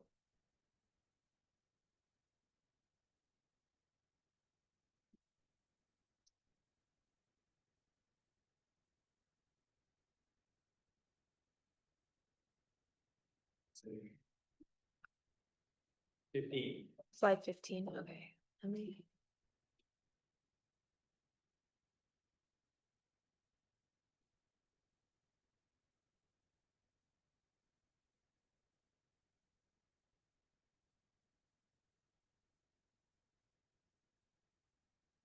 I don't see it. I think once we get to it. we'll Yeah. try it. Yeah, let's just. Okay, okay, yeah. Good afternoon or evening, commissioners. My name is Martha. I'm a digital ED of Cal RCD. With me today is Michael Feinstein, former mayor of Santa Monica. We also wanted Bill Ball for more equitable democracy to do this, but we're having some technical difficulties, so we pre-recorded a video, so he'll be taking us through that video. Next slide, please. Next slide. So today's presentation is going to be based off of our last presentation that we had with you all. We're going to be focusing on 5 items: why our presentation matters, single seat versus multi-seat, beyond race coalitions, communities of interest, independent redistricting, and the primary advantages of the multi-seat peers. So, as one of our presenters mentioned before, Los Angeles is not the deep south, where one racial majority dominates the political landscape. We don't have racial polarized voting in Los Angeles. We have 4 major racial groups, with 3 being recognized by the California Voting Rights Act. Specifically, LA citizens voting age population is 37% Latino, 37% white, 11% Black, and 12% ABI, and 3% mixed other. We have substantial multiracial coalition building here in LA from what we've seen. And Angelenos don't vote based on race, they vote based on a variety of issues that surround land and housing, public safety, transit, homelessness, amongst others. Because we only have 15 council seats, that representing 3.8 million residents, at least many voices have heard. As Fair Rep LA has mentioned before, the ratio of one city council member to over 250,000 city residents is the largest nation. Next slide. So our current system has a lot of structural flaws. The primary election is a lower turnout election. It has inherently vote splitting that makes vote casting complicated. And when people are talking about, well, with proportional ranked choice voting be complicated, the current system is complicated, it's just that we're used to it. We also spend unnecessary money on holding a primary and a ranked choice voting or proportional ranked choice voting general election. Only one election saves that money for the city as well. We heard the earlier presentation about how we impact the city. When we talk about who can accept such a change and the polling about council enlargement, the question is, what are you asking voters? And if you're asking, would you support 21 or 25 or larger number, that's the wrong question. The question is, what if your vote could be more effective in electing somebody who represented your point of view? That's the question to ask in a democracy. And if we ask that question, we believe that the response would be much more positive. Also, in terms of ballot measures, Measure G, as Sarah just mentioned, passed together with ethics reform. Ranked choice voting in Alaska passed together with a anti-corruption measure. The 1999 ballot measures in LA from charter reform that looked at electoral council were standalone, just council increase. That's the wrong way to do it. And then the other thing, in terms of accountability with smaller districts compared to larger districts, and it's a rich debate, so there's no perfect answer. I served under a multi-seat system in Santa Monica, and the reality is, if you care about housing and your council representative, that's not their main issue, then where are you gonna go? If you have multiple members in a district, you have the chance to have a diversity, not just of issues, but in economic philosophy as well. So it's more inclusive, we think, to the people inside the district. Excellent. Oh, yeah, well, okay, so the other thing is, we've been hearing with the Supreme Court about getting rid of, unfortunately, the Voting Rights Act and drawing districts to empower certain communities. The logic of how we do the California Voting Rights Act in California to try and empower individual communities themselves is in trouble, but also where people live in LA, since they aren't concentrated in one area or another, and as Sarah said before, there is such rich diversity, the electoral system has to reflect that. And single seat line drawing, depending on where people live, is simply limited in the ability that it can empower communities to elect somebody of their choice. With a lower threshold under proportional ranked choice voting, different diverse communities have a better chance of electing somebody with a lower threshold than they would with a winner take all fashion. Excellent.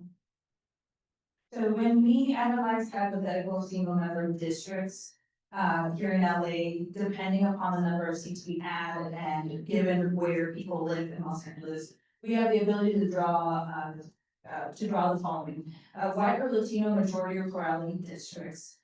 Second, several Black majority or plurality districts, like the ones that already exist today, but with the ongoing population change and shifts in younger generations actually aging into the electorate. We should ask whether those opportunities will last over time.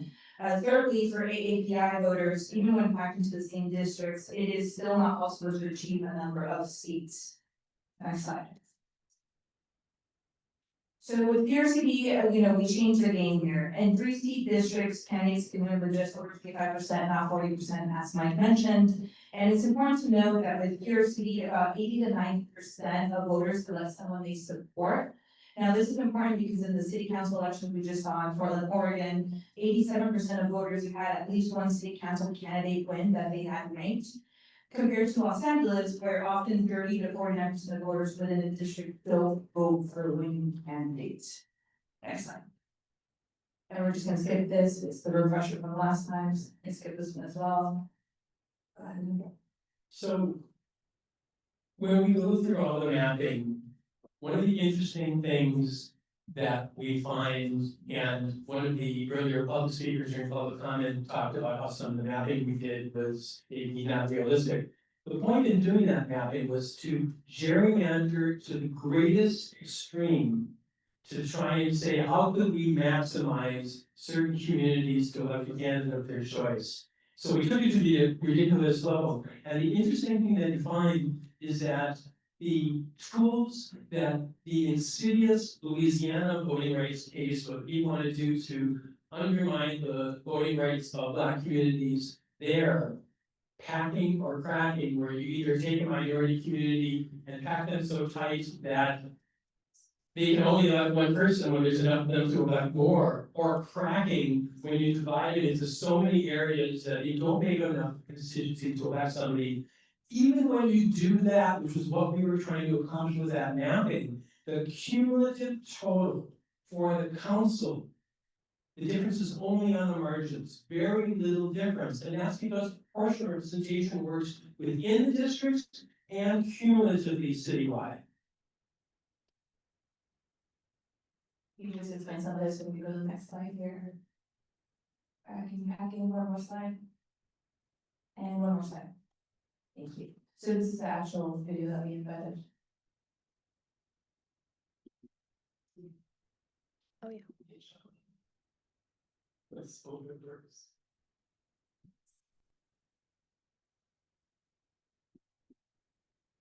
Fine, the next few slides. Okay. 1 second, and then I want to make sure that it's sharing the right thing up. So just hold on.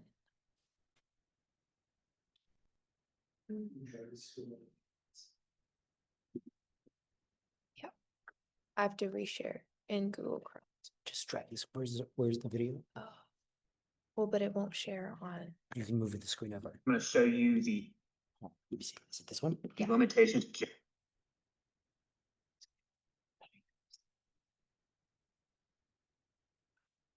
is good.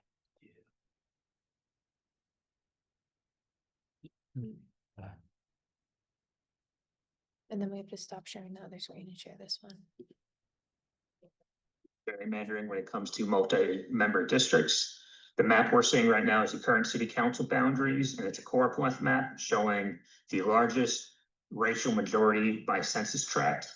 So all green polygons that you're seeing indicate that APIs are the largest plurality within that census tract. The red polygons indicate Black plurality, blue Latino, and beige being white. And if you look at the chart, we're showing you the citizen voting age population by race for every district. And we use a 25% threshold as indicating a major influence in electing the candidate of their choice. So if you look at District 1, Latino CVAP is 49%. If you subtract 25% from 49, you're left with 24%, which is still the next highest in that district. And then after you remove the second seat, you're left with 21% API, which is third highest. So the far right column, you're seeing an LLA, that stands for Latino API, indicating that Latinos have a major influence in 2 of the seats. And then the next most impactful influence will be Asians getting the 3rd seat. And we've highlighted where each race has a major influence in the 3 seats. And so for APIs, for example, you can see they have a major influence in districts 1, 5, 10, 13.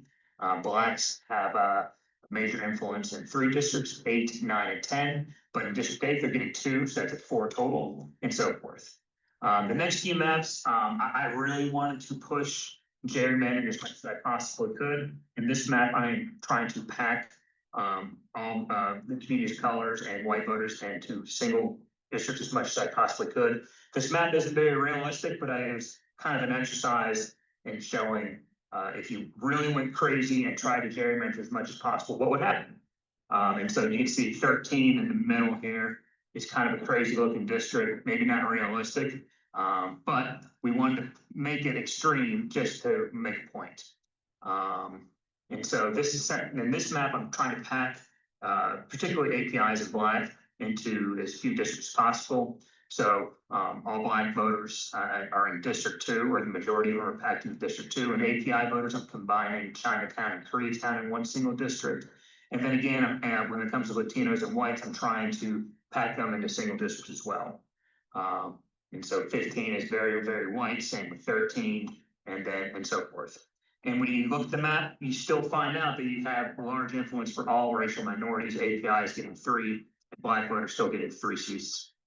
I do the exact same thing, but I'm tracking voters now, and so I'm doing everything I can to crack, particularly Black and API and Latinos as much as I possibly can. It's hard to tell from this map, but I've cracked Black voters into 3 different districts, districts 1, 2, and 3. I've cracked APIs as much as I possibly could between districts 5, 6, 9, 15. And then if you go to the northern part of the city, I'm trying to crack Latinos as much as I possibly can between 10, 11, 12, and 14. And again, even when you crack voters, APIs, Blacks, Latinos, whites, they all still get a proportional amount of the vote. And then the third map, again, the same thing. At this point, I'm trying to maximize the influence of Blacks and API districts as much as I possibly could. And even when I intently try to do that, it still comes out proportional. And so if we look at all 4 maps together, the current map, packed, cracked, API, they're all about the same. The current map is 2017, 4 as far as Latino, white, API, and Black representation. Packed is 2019, 33. Cracked is 2017, 4. And even when I have my way to maximize Black and API districts, it's 19, 17, 4, and 5. You can gerrymander as much as you want, and there's not much you really can do. We did this for a number of iterations. 15 is making for all kinds of different options. The last one I'm going to show you is I did the exact same thing for 9-member districts. And again, there's not much variation in these maps. You can pack, you can crack, you can have malicious intent, you can have good intent, and you really can't gerrymander when it comes to multi-member districts, as opposed to single-member districts.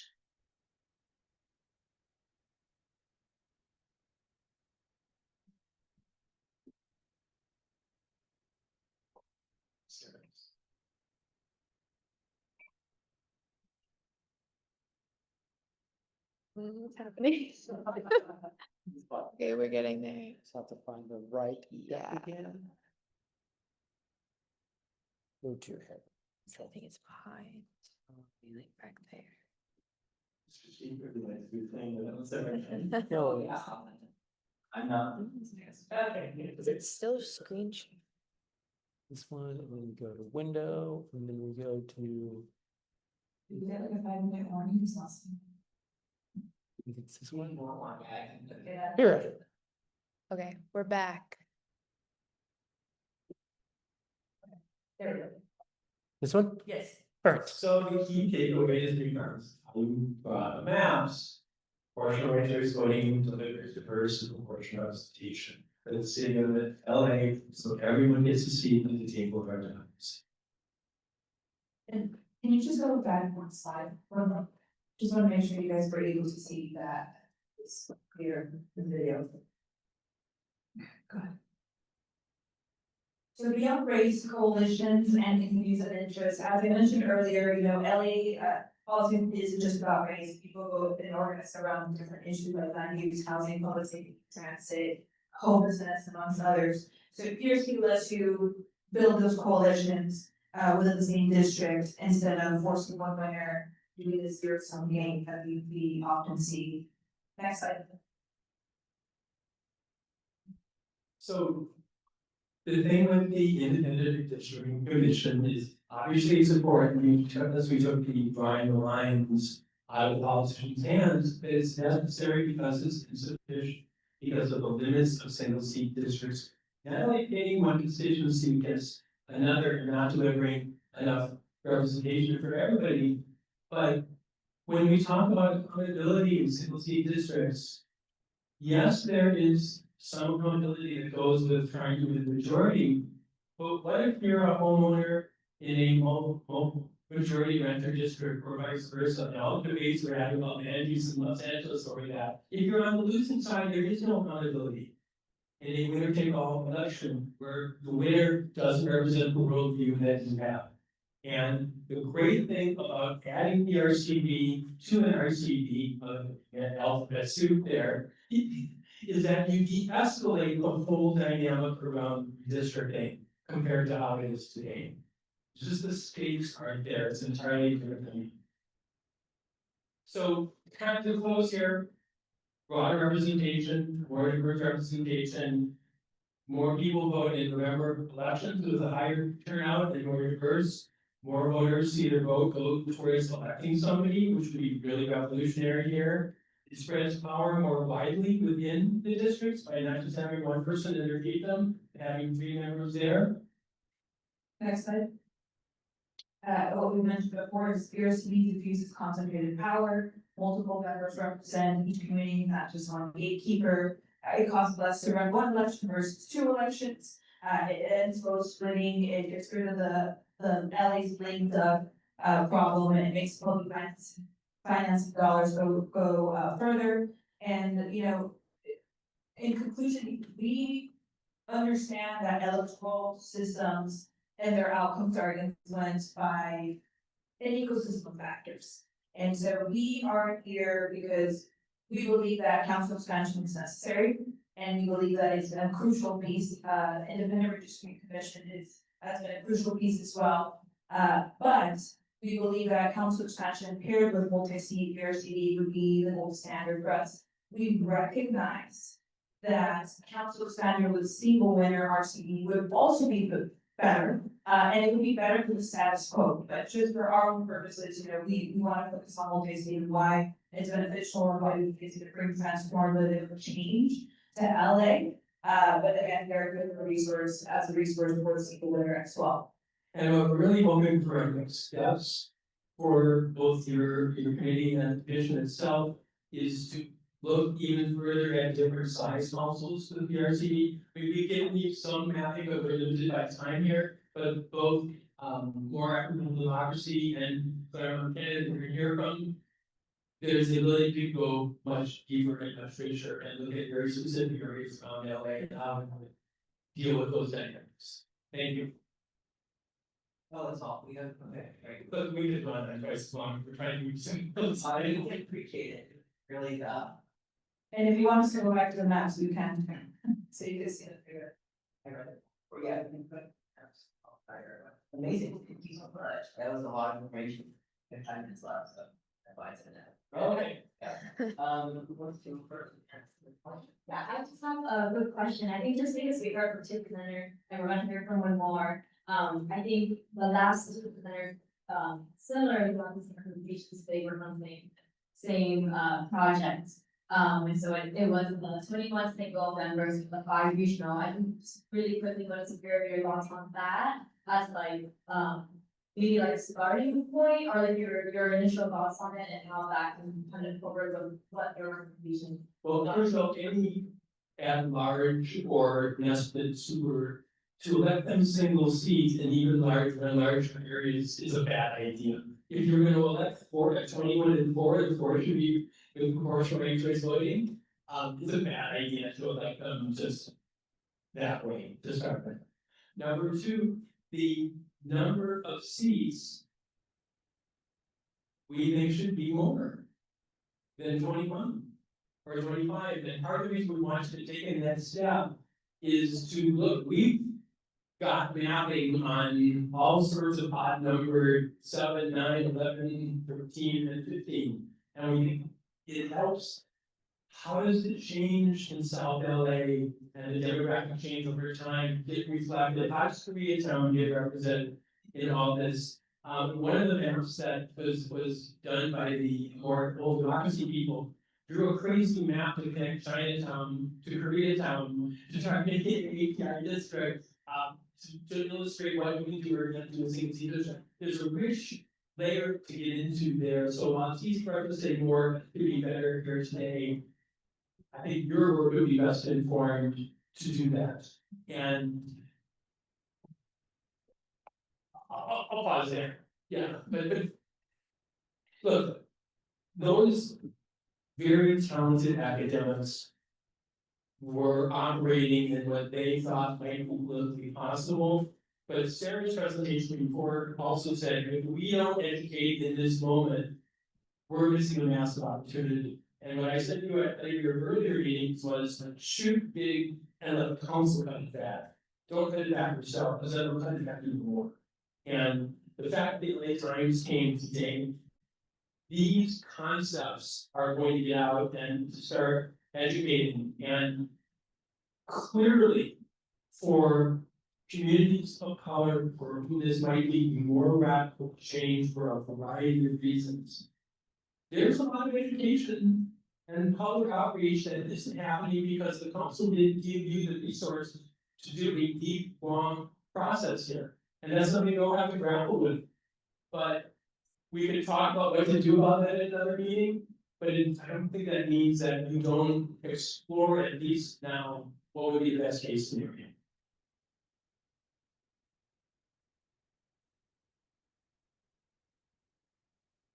Oh, yeah, Albert. Yeah, I know that we talked about how regulatory might not be primary, and it has staff to look into this too, so you might not have to write there, features complete, and it's okay. But the city and the state, or the state and the county still have elections that would probably, occur during a primary. Do you think that, are there costs that are associated with the city that still? We have the numbers we got from the city, what they're paying to the county.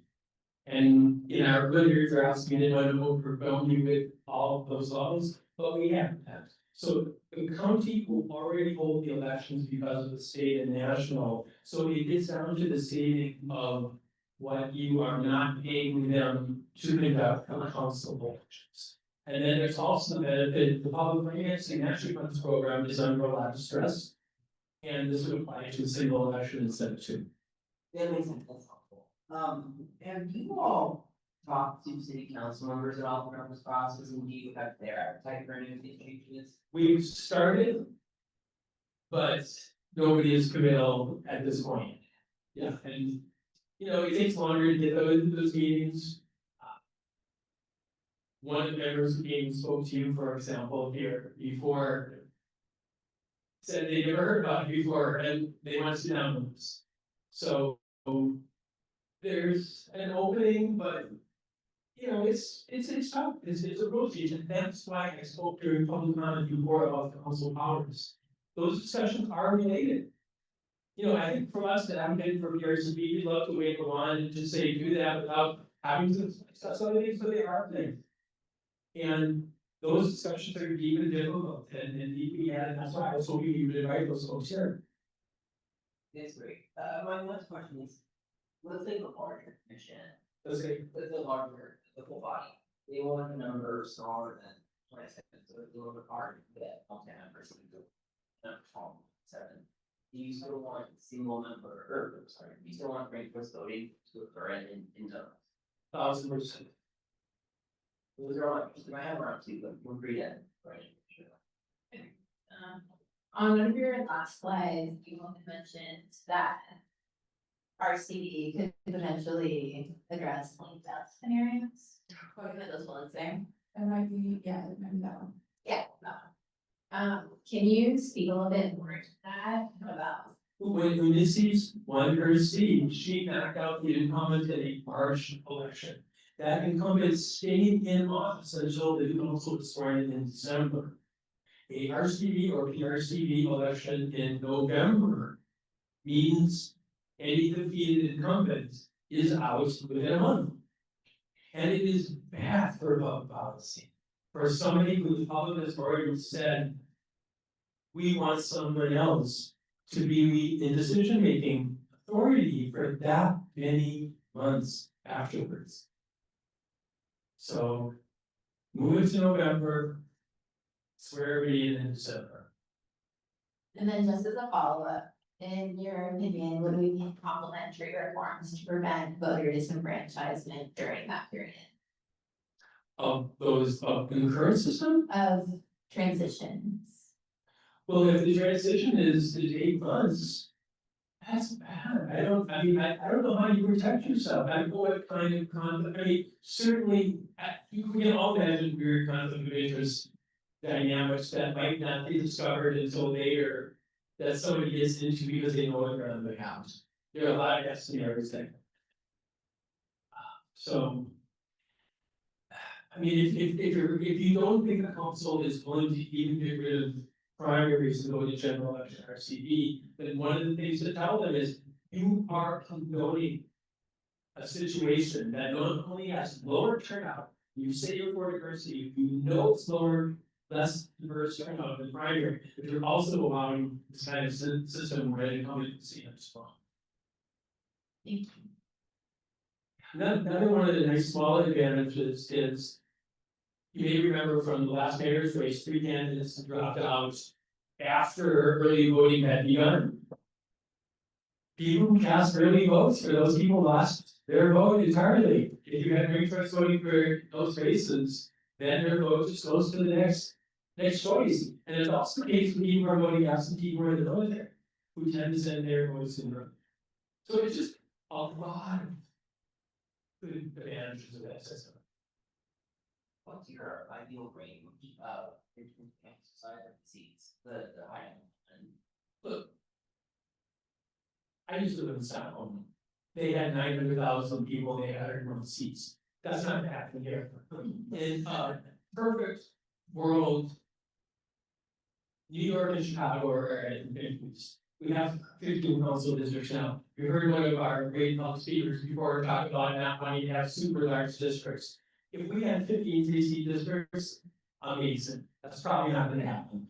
Why we want to engage you with looking at smaller councils with mapping and a lot of other variables thrown in there is for you to have those tools to look at. But it's not gonna be 15 districts, how many, what are the pros and cons? And ultimately, having a compare and contrast report that you could present to your entire commission and to the council that really lays that out would be wonderful. I have one final question. This was brought up during public comment, but there was remarking that tabulation was not again for all ballots are counted. Is that true? Because in California, as you know, we are very slow at counting all ballots, so it's curious. The cities in the Bay Area that use this get theirs done pretty quickly. They do. I mean, the votes happen on the same day, it's a smaller city, there aren't that many process. Oakland and San Francisco fast. But everybody has the same, date related to have all votes counted, so it's not moving fast, so it's. Yeah, that's fair. Anybody else? I mean, see, that's one of the things that if you decide to look further, we should be getting reports from San Francisco and Oakland for you on those kind of questions. Portland, for example, when you're looking at services, Portland has single offices for filling potholes that all 3 council members and staff have together. So policy wise, they're different. But service wise, so there's a split there. So these are the levels of detail that would be really helpful. And maybe you could have the speaker from Portland talking about how they're doing that delivery services when we get the remote nailed down, and same thing with the Bay Area cities. Thank you all so much for joining us today. It's excellent, we really appreciate it. Thank you. Thank you so much. We're going to go up to the next and last presentation, with Rosemary. Let's see, it's the mathematical science department at Does he work for you on your back? Yeah, I was just gonna say, there's a lot of animations on the slide, so you could all be through for each slide, sorry about that. No problem. all through the process. No. So, Yeah, okay, go ahead. Thank you so much for the invitation to speak to you today. My name is Evan Rosenman. I'm an assistant professor of statistics at Claremont College. And I'm going to be talking to you today about statistical and algorithmic insights into city council expansion. Can you speak a little closer to the mic? Oh, sorry. Can we go to the next slide? Is that good? we're trying. We'll get there. There we go. Yeah. Let's see. Oh. Where are we? Okay, we're here. Maybe it's just, there we go. Just had to know which button. Let's get rid. It's always a different one. Okay. Yeah, up and down. Thanks. Okay, well, I do want to just briefly, acknowledge when anyone who's collaborated on this work, primarily, including, TVs that are canon, is an associate professor at Cavan Canada, as well as the more than 15 undergraduate and graduate researchers that have contributed to this work, and the Haynes Foundation, which generously provides some sort of. Can we go to the next slide? So I want to just enter the discussion by highlighting the kind of approach we took to understanding the challenges of city council expansion. So our approach is essentially a two-pronged approach, sort of combined insights. First, from the voter file with ensemble maps generated via random walks. So we obtained the first part of the analysis we obtained in 2020 and 2022 voter files, the list of all registered voters in Los Angeles as of those elections, and we conducted two key analyses. First, we used modern methods for race imputation to try to estimate individual level racial self-identification as best as we could using individual geolocation and name. And this analysis allows us to get deeper insights into the actual makeup of LA's electorates. Second, we used modern methods for ecological inference to try to better understand the voting coalitions within Los Angeles. We then used these analysis points as input to sampling algorithms for redistricting, which allow us to look at a large number of possible maps under different report proposals. I know that there were some questions raised about that in public comments. I'm happy to talk about that more in Q&A. But we believe this does allow us to get some deeper insights into the potential representational impacts of new approaches to city governments. Go to the next slide. So we do find three kind of core results. The first is we find evidence of substantial inequities in representation for LA's Asian and Hispanic populations, as well as renters. We, through our simulation technique, do look at what we think would happen for the sort of likely outcomes if we expanded the city council via more single member districts. And what we tend to find is that this doesn't often ameliorate these representational challenges. And so where we landed is advocating for a larger council and largely that our colleagues on in powers to be, achieving that larger council not through single member districts, but via multi-member districts elected via proportional ranked choice voting, which we believe will yield more equitable representation. Thank you. Next slide, thanks. So when we talk about inequities in the current system, I want to just briefly note that there's sort of three inputs that are required for community interest in representation. The first is sufficient density to comprise a large share of the district's registered voters. The second is sufficient participation to comprise a large share of the district's electorate. And the third is that the community votes in somewhat as a block while not being outvoted by geographically nearby groups that may have competing interests. And thinking about this as sort of a recipe for representation, I want to touch on a couple of key points. So if we go to the next slide, we can see, apologies, this is a little hard to read, but this is essentially a summary of our race imputation work. The kind of quick takeaways, the leftmost panel is showing the distributional composition of residents of Los Angeles after the 2020 census. The numbers there are 47% Hispanic, 29% white, 12% Asian, and 8% African American.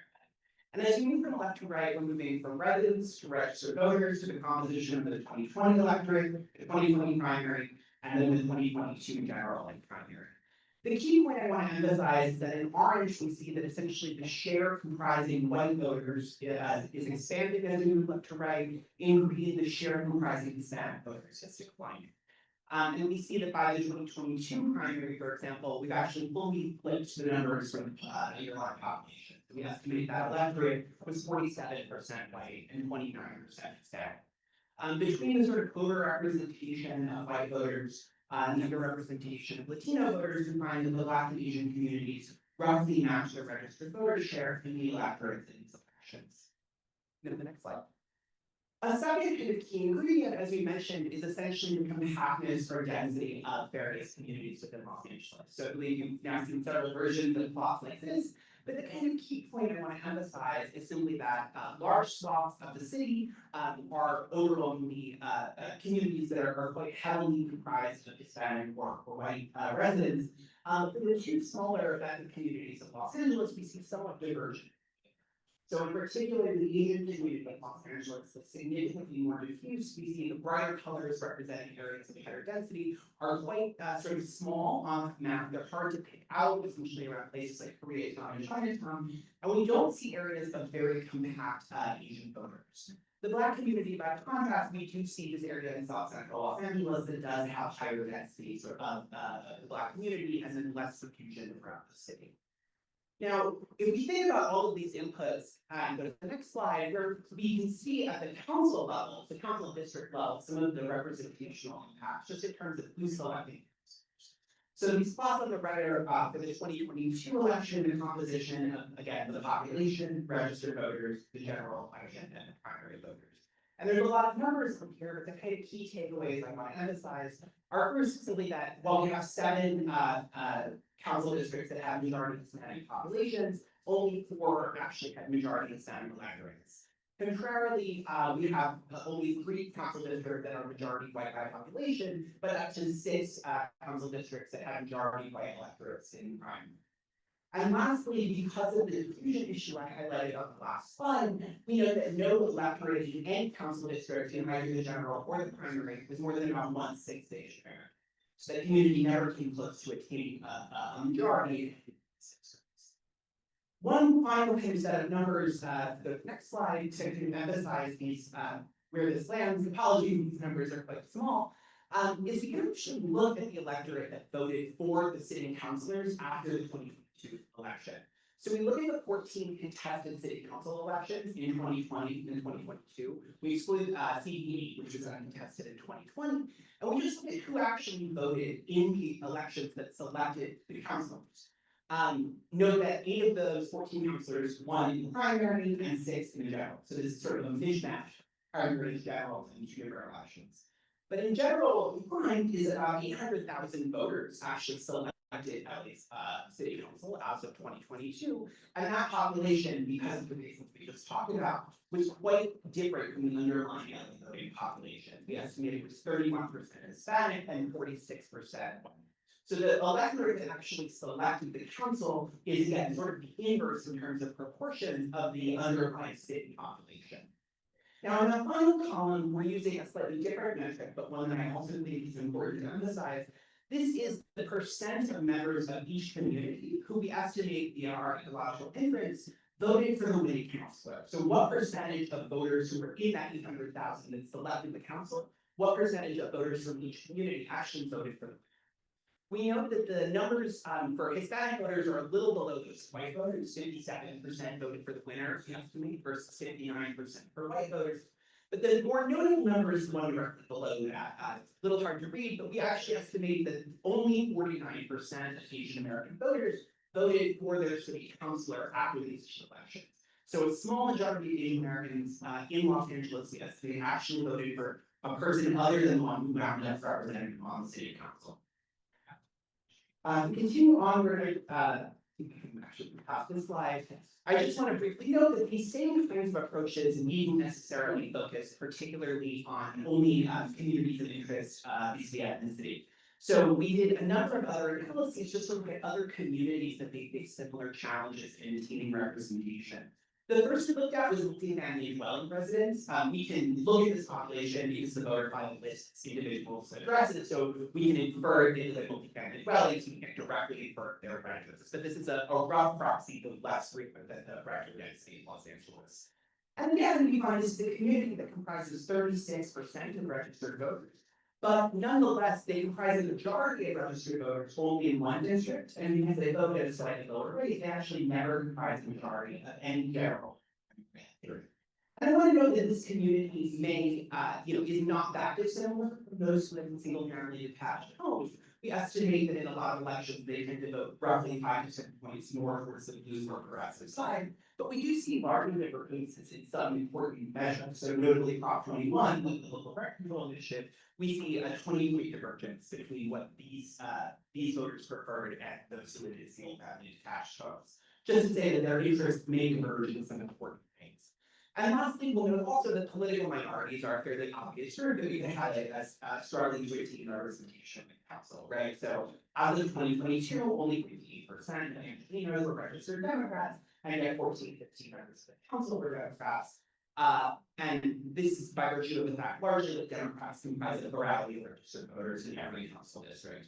And so largely the selection of Democratic voters does become the selection of the councilor in the vast majority of districts. So moving to the next section, I want to talk about council expansion. And so these points have been made several times today, but it's, at that point, I think pretty well understood that LA is an outlier relative to peer cities in terms of the number of constituents per councilor. And so we wanted to ask the question of expanding the city council and not directly remedy some of these representation. We go to the next slide. The method we use, and again, there was some controversy over this choice, so I don't need to discuss that further. But we use a method that's commonly used in area frequently. So the method we use is known as the recombination markup cheating. We essentially sample 300,000 randomly drawn maps that will at least respect population balance and compactness constraints. They will not respect all inputs to a map maker. That's a very key. And we look at some of these representational measures under these random maps and look at the bulk of that distribution. And the upshot of why we think this is informative is that we can't know what the independent redistricting measures will do in 2030, but nonetheless, we think, looking at the bulk of the distribution at least gives us some meaningful indication of the range of life outcomes. We go to the next slide. We looked at a lot of different measures under this approach. So we use, again, what we're referring to as ensembles, that is looking at 300,000 randomly drawn maps, and looked at a lot of different measures for representation and fairness. So what we're doing here, sorry that some of my labels here moved a bit, but the 4 bars in each plot correspond to 15-member, 21-member, 25-member, and 33-member councils, all drawn with single-member districts. So we're just drawing random maps under each of those numbers. What we see in this plot, we're computing the proportion of districts for each ethnic community, right? So the majority 2022 general voters under those randomly drawn map bands. We see that for the Hispanic community, you can see that the distribution plots, these box and districts plots, what they're showing is the 25th to the 75th percentile of that measure under, again, this randomly sampled. So for the Hispanic community, we see as we move from 15 to 21 to 25 districts, we actually kind of see a slight decline in the fraction of districts that are exhibiting a Hispanic majority. There's a slight increase at 33 districts, but the general point is that as we move from left to right within any of these plots, we don't see kind of large representational changes, at least in the bulk of this. Kind of modal outcome is not tending to sort of ameliorate some of these representational challenges. I will note the plot in the lower left reflects this challenge I raised earlier, that for the Asian American community, even up to 33 single-member districts, we still cannot draw any majority Asian districts, and so that's why all of those plots are just essentially single dot. One other measure I want to mention briefly is what we call a geographic efficiency measure, and this is just one other way to kind of look at voting power in Los Angeles. What we do is we looked at the 2022 mayoral race, which was heavily contested. And we look particularly at what percentage of each ethnic community voted for the winning mayoral candidate within their districts, noting that Caruso won 5 districts and Doc won 10, but we can recompute those numbers under lots of different maps. Now, under the existing map, the inefficiency of various communities votes is not incredibly dramatic, but we know that we estimate 44% of Hispanic and 43% of Asian voters voted for the losing mayoral candidate within their district under the current maps, and that's compared to 41% of white voters and 27% of Black voters. If we go to the next slide, we again just simulate with these ensembles whether those efficiency measures would essentially change as we randomly sample 15, 21, 25, 33 district maps. And again, the central point, there's a lot of data on these slides, but the central point I want to emphasize is simply that as we move from left to right, we don't see pretty dramatic changes in those efficiency measures. We see a small decline in the efficiency of Black vote in the city, but overall, the little arcs to the y-axis here, but the bulks of those distributions are not shifting very dramatically. So I'll wrap up by just saying, I don't want to leave exclusively with kind of negative messaging on sort of expanding the city council. I do want to first make one key point though, which is sort of where is the community going in Los Angeles? What do we think the future will look like? So again, apologies for size here, but what I have here in the first two columns is the percentage of the city's population that comprised each ethnic community after the 2010 and 2020 censuses. And then from the in the latter two columns, I'm showing the percent of each racial community that lives in a census tract that each should comprise the majority. The kind of key points here are twofold, right? First, we do see a decline, particularly in the size of the Black community in Los Angeles between 2010 and 2020. The second is that if you look at the numbers in those latter two columns, you can see that they all either stay the same or go down. And this reflects something that was raised earlier, that we are seeing LA have more racially integrated communities. By and large, I think that's a good thing, but it does also mean that some of these challenges in compactness and density are probably going to be exacerbated in the future. Going to the next slide. For this reason, we also find that by and large, sort of the best opportunity for representation from more groups can be achieved via non-majoritarian voting methods. And so we did an analysis of proportional ranked choice voting with 3-member districts, and the method that has already been discussed by LRCD, so I won't bother repeating that analysis. But we believe there are a number of benefits to this approach that are undergirded by some of the analysis we've already shared. So if we go to the next slide, as I mentioned earlier, this obviates the need for primaries, which we find have the most non-representative electorates, particularly among Hispanic voters.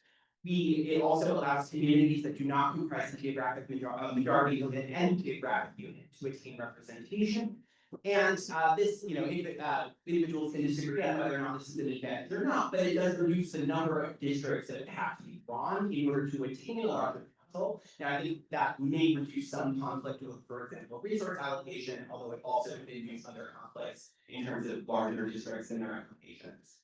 So I want to wrap with just some plots. We go to the next slide.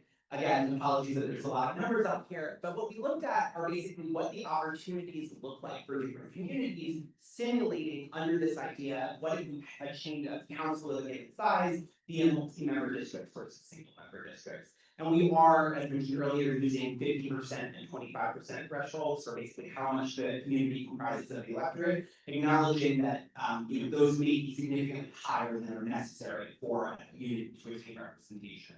But the central idea from this plot, as we move from along the x-axis, is that we're increasing the number of councilors, and then we're seeing with 1-member districts in blue and 3-member districts in green, essentially what the opportunities for representation on the council would tend to look like. By and large, we find that the fraction of the councils selected by Hispanic voters tends to be larger, that is, all the green distributions are above the blue distributions at larger council sizes. Also, a sort of smaller point is that this does also seem to narrow some of the potential for sort of ill-drawn maps. This goes to what our colleagues at Pop Power CD noted, that it's sort of harder to gerrymander a very unrepresentative map under this system. If we go to the next slide, we'll see this is the corresponding slide for the Asian American community. The challenge will still remain that even attaining a 25% Asian district via 2020 via general election voters remains. Those green triangles at the top show that at least an intentional map drawer at 27 districts or more could, if they use multi-member districts with three councilors, draw Asian opportunity districts, which we don't find is possible using single-member districts. In the next slide, we show the corresponding results for the Black community. Again, we see by and large same or better electoral outcomes for the Black community, and potentially, as I mentioned earlier, some benefits as the diffusion of various ethnic communities in Los Angeles continues. And lastly, we see significantly improved opportunities for voters in multifamily housing. So again, the key point here is that the green bars are above the blue bars, indicating better opportunities for representation or selection of councilors and choice. So just to wrap up, I want to note kind of where we landed. We do indeed find strong evidence of underrepresentation in Asian, Hispanic, and random communities, driven primarily by geography, electoral participation, and selection of councilors in low turnout primaries. We don't believe, at least the modal outcome when looking at larger numbers of single-member districts, is that these inequities will be remedied, but we do see a strong case for a larger council and advocate achieving it by a non-majoritarian voting system that we believe could increase opportunities for communities to gain representation. Thank you.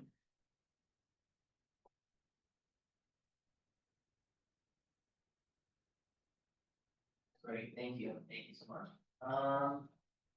I have one question, so with that, I'll research, do you have a recommended for the lower bound? Or I mean, I saw the voter slide, but do you have one that you think is reasonable? Sorry, lower proper bound. Yeah, that's the range there. So certainly I think the plot around representation for the Asian American community does point to 27 being a sort of reasonable lower bound by virtue of the fact that it leads start to draw opportunity districts at that number. We don't see sort of big changes in representational outcomes above that number for many of the communities we looked at. So, you know, I don't want to sort of, I think 45 is too high for many reasons, but I think 27 is a lower bound and some multiple of 3 lower than 45 is probably a good upper. Yeah, that's helpful, and I asked this question with the other presenters, but playing with the idea of, you know, throwing so many new changes in protocol at once. Obviously, to do that, so more complicated range choice voting. But what are your thoughts on it? Is that bad? Do you think that the benefit of a more representative city council outweighs any growing pains that we see? Sure, I think there's a couple key points I want to emphasize. First is just that LA would not be the first to have made some of these changes. And so we do have the opportunity that because, for example, Portland, which is a very different city on conventions, but Portland has implemented a similar system, we can learn on some of their opportunities and try to deploy those in Los Angeles. I do think we're starting to really see some of the loss of who happens in ethnic community, you know, in real time here to be necessarily changing our representational outcomes. We're seeing this in, for example, this file in CD9 for next year's primary, to see council member price. So I do want to emphasize that, you know, in relatively short order, I think we might see some of these representational challenges become significantly more severe. And to me, that does give a good case for, with lots of voter education, with learning as much as we can from tier cities, trying to make a number of changes sort of with me. I have one follow-up, and it's a hypothetical, but I mean, mission and a few of them could actually increase population density. And with an increased population density, that'd be even harder to draw a single number district with, yeah. I'm sorry, Let's say we build more downtown, we build more valley, what happens, right? Especially with what the state government asks us to do. Right. Do you think it'd be harder to draw some number districts if there's more, you know, highly dense population? Right, the advent of SB 79 and a variety of other changes, I think certainly could change macro incentives and, you know, the fact that the maps in 2010 and 2020 have a number of sort of similar features, for example, you know, these would be kind of how they split some of the more typical geographies of Los Angeles. I do wonder if, you know, changes in density may sort of exceed the speed at which kind of historical map drawing tendencies kind of update. So that's just to say, if we see an increase in population density and continue to single member districts, some of the sort of historical heuristics that have been used may very rapidly become less useful in kind of attaining representation for different communities. So that is, I think, another point of concern. Yeah, thank you for your presentation. I think you provided a lot of data points and graphs, and so definitely, I personally need a little bit more time to just kind of look at every single line. And so I think I would ask kindly if we were to follow up with some questions and we can have space with you afterwards. But I think I do have a clarification question in terms of your methodology and kind of the data that you would create these graphs and charts. Were you looking at specifically in terms of the representation and population numbers, or if you know what that says, we need to see that? Neither actually. So most of the numbers we looked at, we use racial distribution on the voter file itself. And so most of the numbers we're looking at here are actually looking at the actual 2022 electorate and essentially cutting it up along different district boundaries. Now, that is an important assumption is we're essentially holding 2022 turnout constant, and it is a fair criticism that with a larger map, we may see some benefits to voter turnout because people know the council candidates a little bit recently. That being said, I think this does give us a deeper insight into sort of who is actually selecting the council in St. Louis. Commissioner Fuentes. I guess my only question would be, from your perspective, what do reforms like RCB for multi-member districts actually do, if anything, to change who participates rather than who just? That's a very, very fair point. I think, a couple of relevant, data points sort of, emerge. One is, you know, we have seen kind of differential, behavior in a number of places that implemented, these kinds of reforms. Unfortunately, places like, Maine and Portland are so demographically different. Los Angeles can be a little hard to draw in useful conclusions.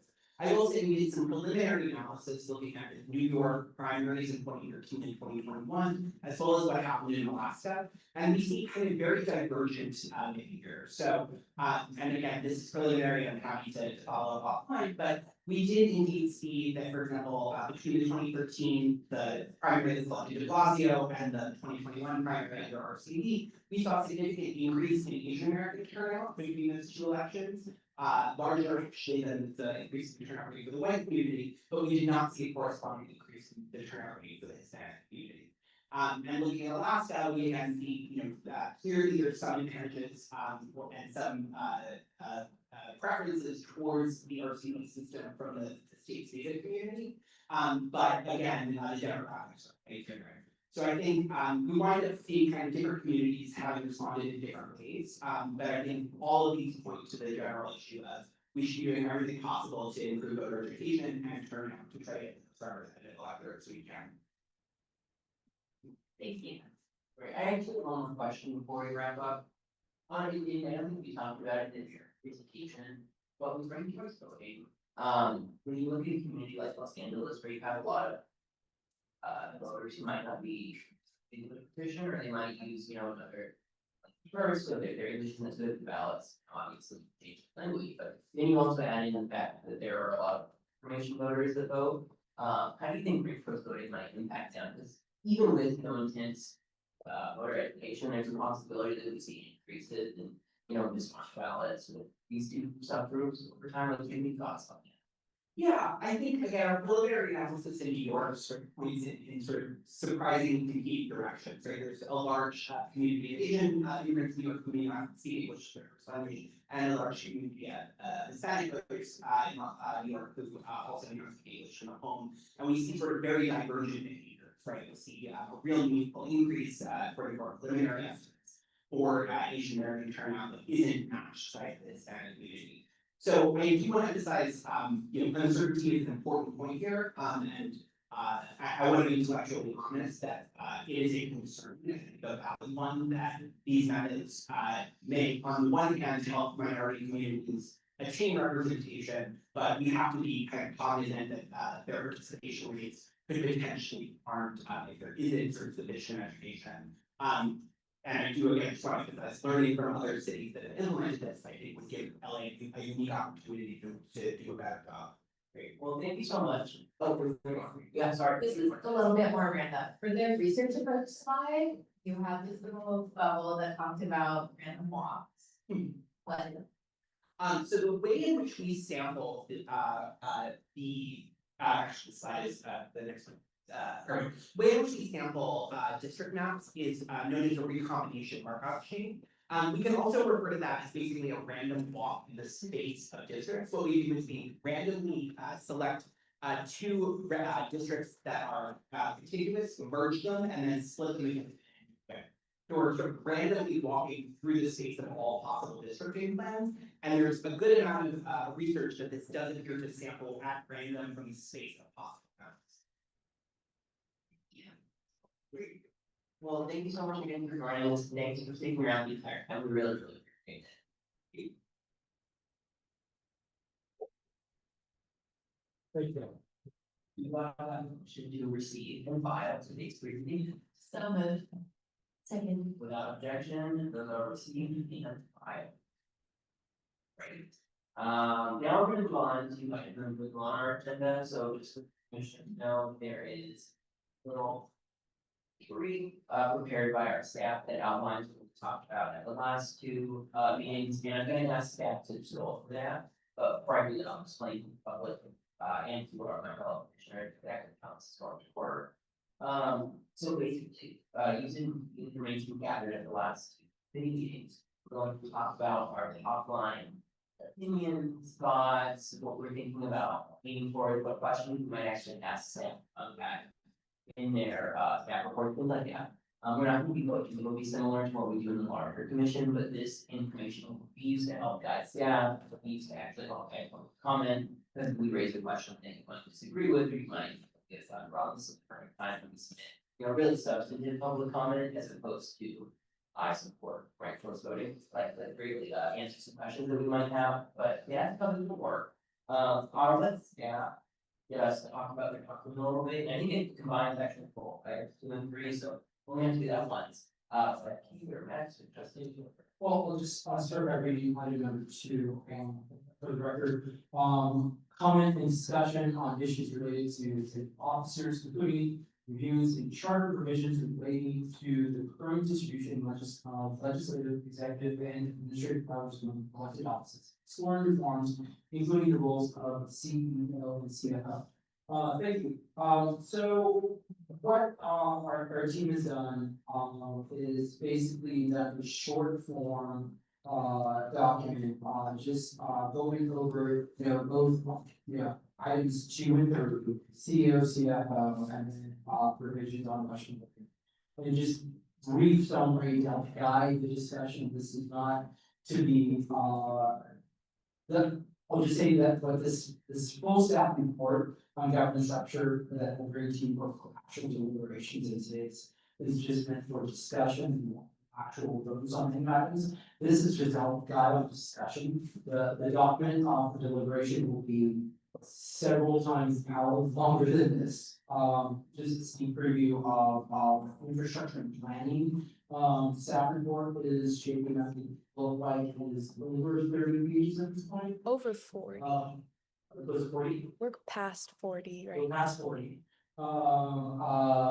Is quite the tone, if you will. So for residents listening in or and intensive commissioners, that's the kind of document that we're at least gonna we're gonna learn in this process. With infrastructure and planning deliberations that's coming to the commission.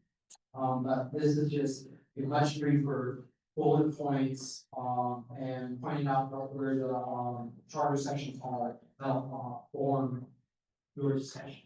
So with that, back over to you, Mr. Chair. Great, thank you, Justin. So we'll start with our October 9th meeting, which is discussion of city executives. We first had a presentation from the controller's office, and then we had a presentation from the CAO's office. I'll remind my fellow commissioners that the controller had a series of itemized recommendations, while the CAO explained some things, and there will be sending recommendations a little later. So there's a little bit of discrepancy. It's possible that their recommendations might be at odds with the controller, but we have that. Does anybody want to talk about? And I'll do this, you can share and we'll call any, but does anyone talk about how they're feeling about any of the controller's recommendations? Start.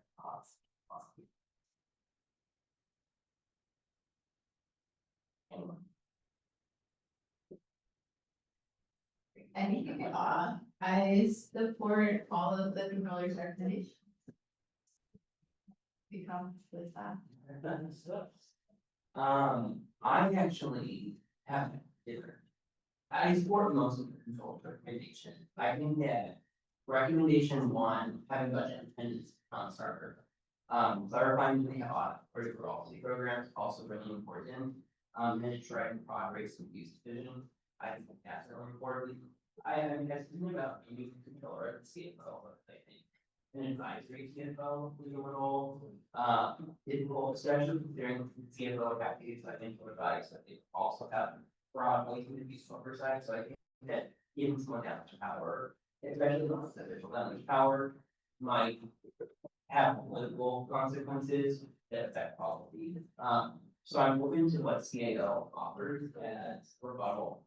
But I haven't implemented either of those in the qualifications I'm also thinking about, and I think that we could have broader definition. CPA is very accurate, but law degree work in IT, like I think there are ways to get around having qualification while also not being overly restrictive. And we can continue to back and forth. I mean, so first time question is done, so. Commissioner Mack, do you have anything you want to add? Yeah, I think I'm just gonna talk about my thoughts a little bit, so just, bear with me, and I'm going to kind of recollect what we've been learning. From our letters and just what we've been here from, but I think I'm gonna take more of a lane of kind of areas where we can look more definition and where staff, let's kind of give a little bit more in the staff, briefings and documents, and so I think just maybe the pain point I've been hearing around the financial operations of the city is that the financial operations is kind of scattered across the city. So we have the controller do some things, we have the Department of Finance, and then we have the CAO that handles the budget, right? So it's across the city. And so I think that is one pain point that we need to hear. I think one clarification or question that I have that I personally want to hear more of is one, what does the Department of Finance do and what are kind of their roles? We heard from the CAO, we heard from the controller. Want to hear a little bit more what does the Department of Finance do and how they all work together. That's number one. I think number two, in terms of, this is more of a question that I've been grappling with is, Commissioner Knowles, you mentioned that you know, CFO, controller of CFO. I think from last meeting when controller came to talk to us, he mentioned that the transition of CFO into the seat would not change the role and operations of the Department of Finance and CAO roles in terms of the financial operation do. I think, though, I guess my question here is, that my understanding or where my mind is at the moment is that keeps us in the same pain point of having the financial operations still scattered across the city functions. So I think that's the first question, is clarification on that. Should the CFO position be transitioned to under the controller? How does that change the financial operations that there's both the controller, but also the CAO and also the Department of Finance? I think another question I had around is if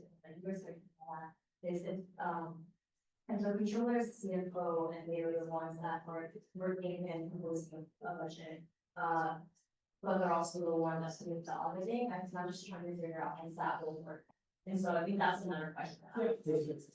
Those are super good questions. And I think our budget going on, it kind of sketched a lot of that out, but we'll come back and we'll bring some more information to the committee and the commission. I'm just sort of clarifying some stuff. Those points. Can you also look at the controller, like some of Oh, yeah. Yeah. Absolutely. I mean, the example I think that we've heard, in other places are controllers also, you know, auditors.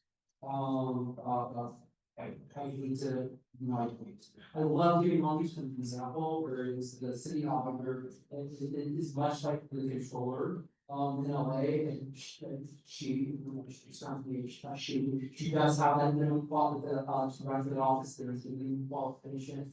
That is CPA, I think it's CPA or equivalent, which is very low equivalent, but it is a mandatory qualification, just like, the city attorney or the, prosecutor in Long Beach is here in LA, you have to be. So those are similar. But then, yeah, it's strictly more of an auditor function in Long Beach and in other cities, but there are cities, you know, where they call it not being we'll look for. We'll look at that Jesus.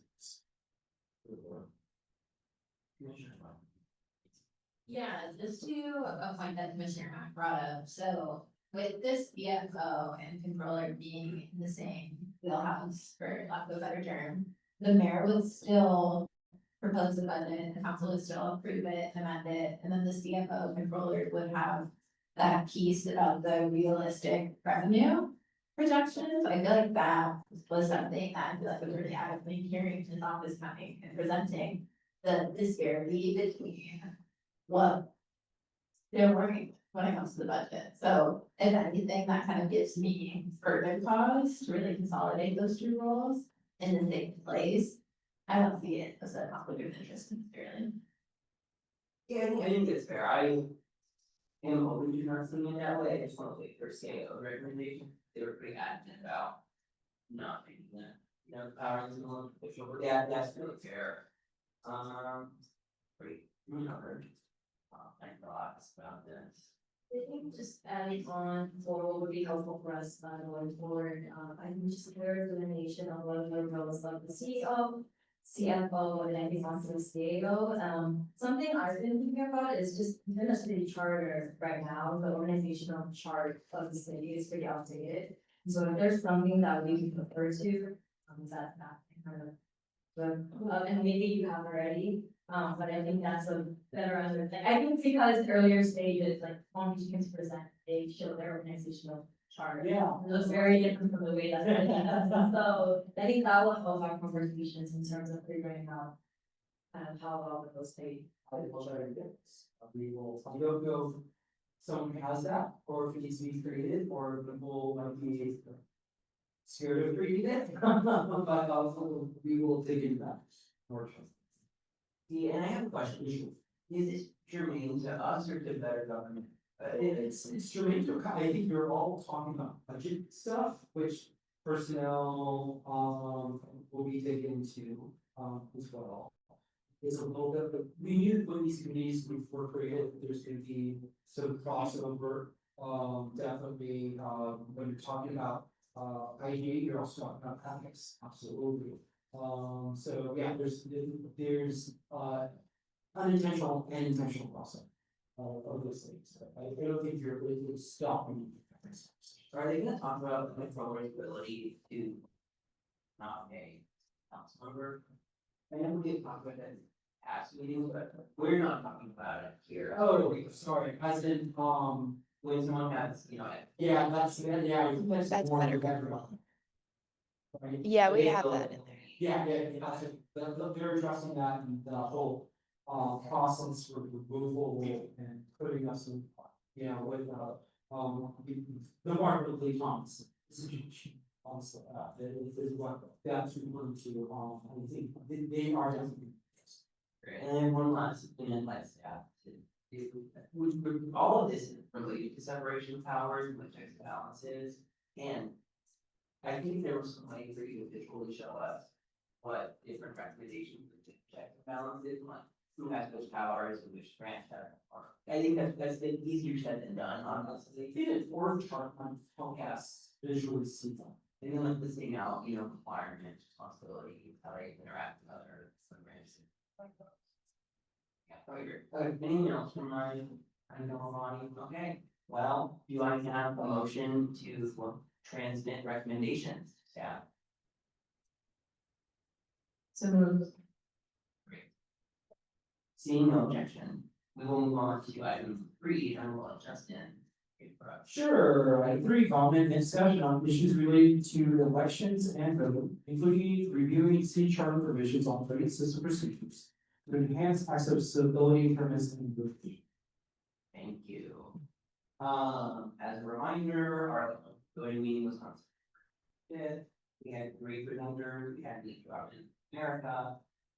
He had said that regular RCD is bad, however, I think he recommended PRCD, if I recall correctly. Cal RCD also recommended PRCD, and they recommended multi-university districts, which we talked about today. And then the Equal Vote Coalition recommended star voting. And they specifically talked about how the Illinois vote splitting, so it was seen as a response to, PRCD. Any top line thoughts on this? I have a question. I'd love to see you flush out by staff. I have a question. But in here, we talked about how the Secretary of State has only RCP. And do we know that if we use an unapproved method, whether that would be, or would it be sued by the Secretary of State's office to try to validate that section? Like, can you play that out for us when we are, Sure. Well, I think that's something we can work with definitely, the city insurance office on that.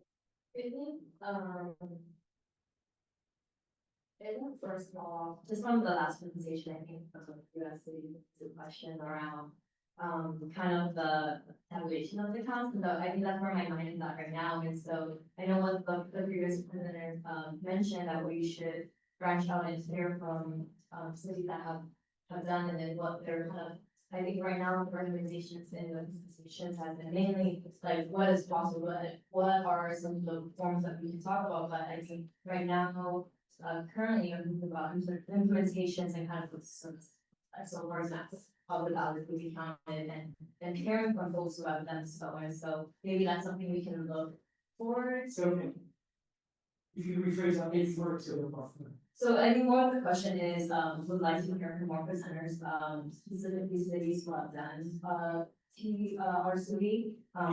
Right, in terms of kind of the way that they've gone about services, for example, tabulating counts. I think that was one of the questions we had earlier, which was, what does that look like in terms of speed?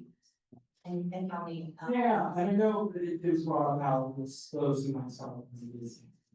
I think it's a feature, it's on the feature, not a bug at California, that we take our time, is because we have some of the most successful voting rules, and we allow, a long, everyone gets an absentee ballot in California, and those take time to roll in. Physically and physically count them, so the more time, yes, there's an often something taking too long, but I think it speaks well of how. Yeah, we're willing to work with all of us. it's helpful, and then if you can't do a presentation, letter. Yeah, some of these might be letters or DAX presentation, that we can just transmit to, the entire information slash public as well, of course, memos perhaps. Or just, something we're able to include in our, staff reports.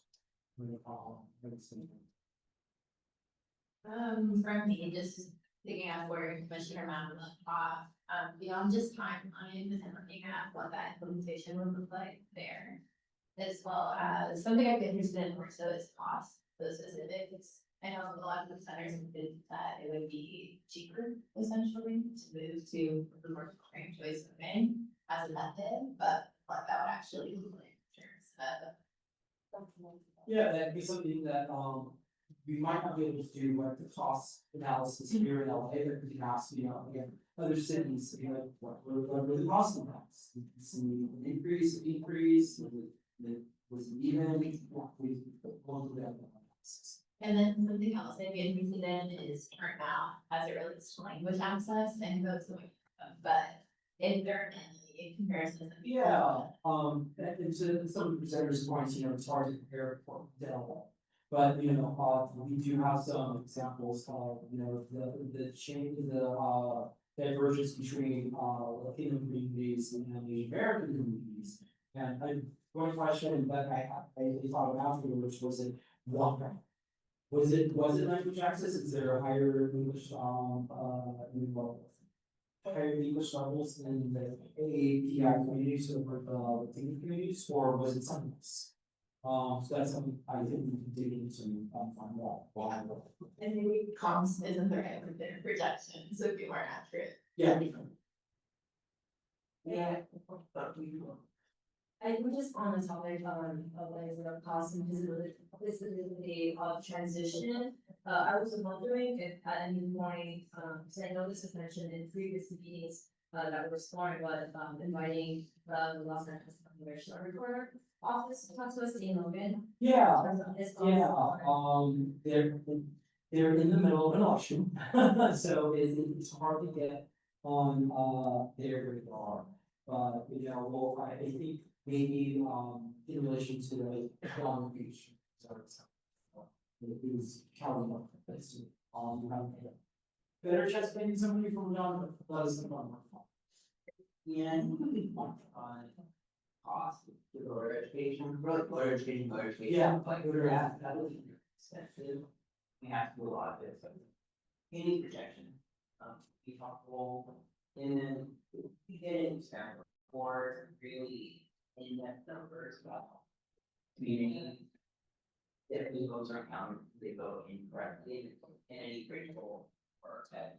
I think we did that, that's what you mean, vote, yeah, so this constitutes of our system where they vote incorrectly. Oh, like president, like their vote is lost, as. And my next thing is like, it's not this for our staff, but it's more for.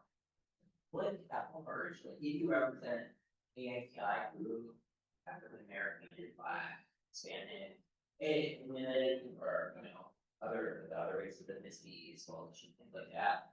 Keeping that top lines about how it might work, but I think these are really specific in that these recommendations, they're actually really policy heavy more than their governance, so they will have substantive, you know, racial impacts.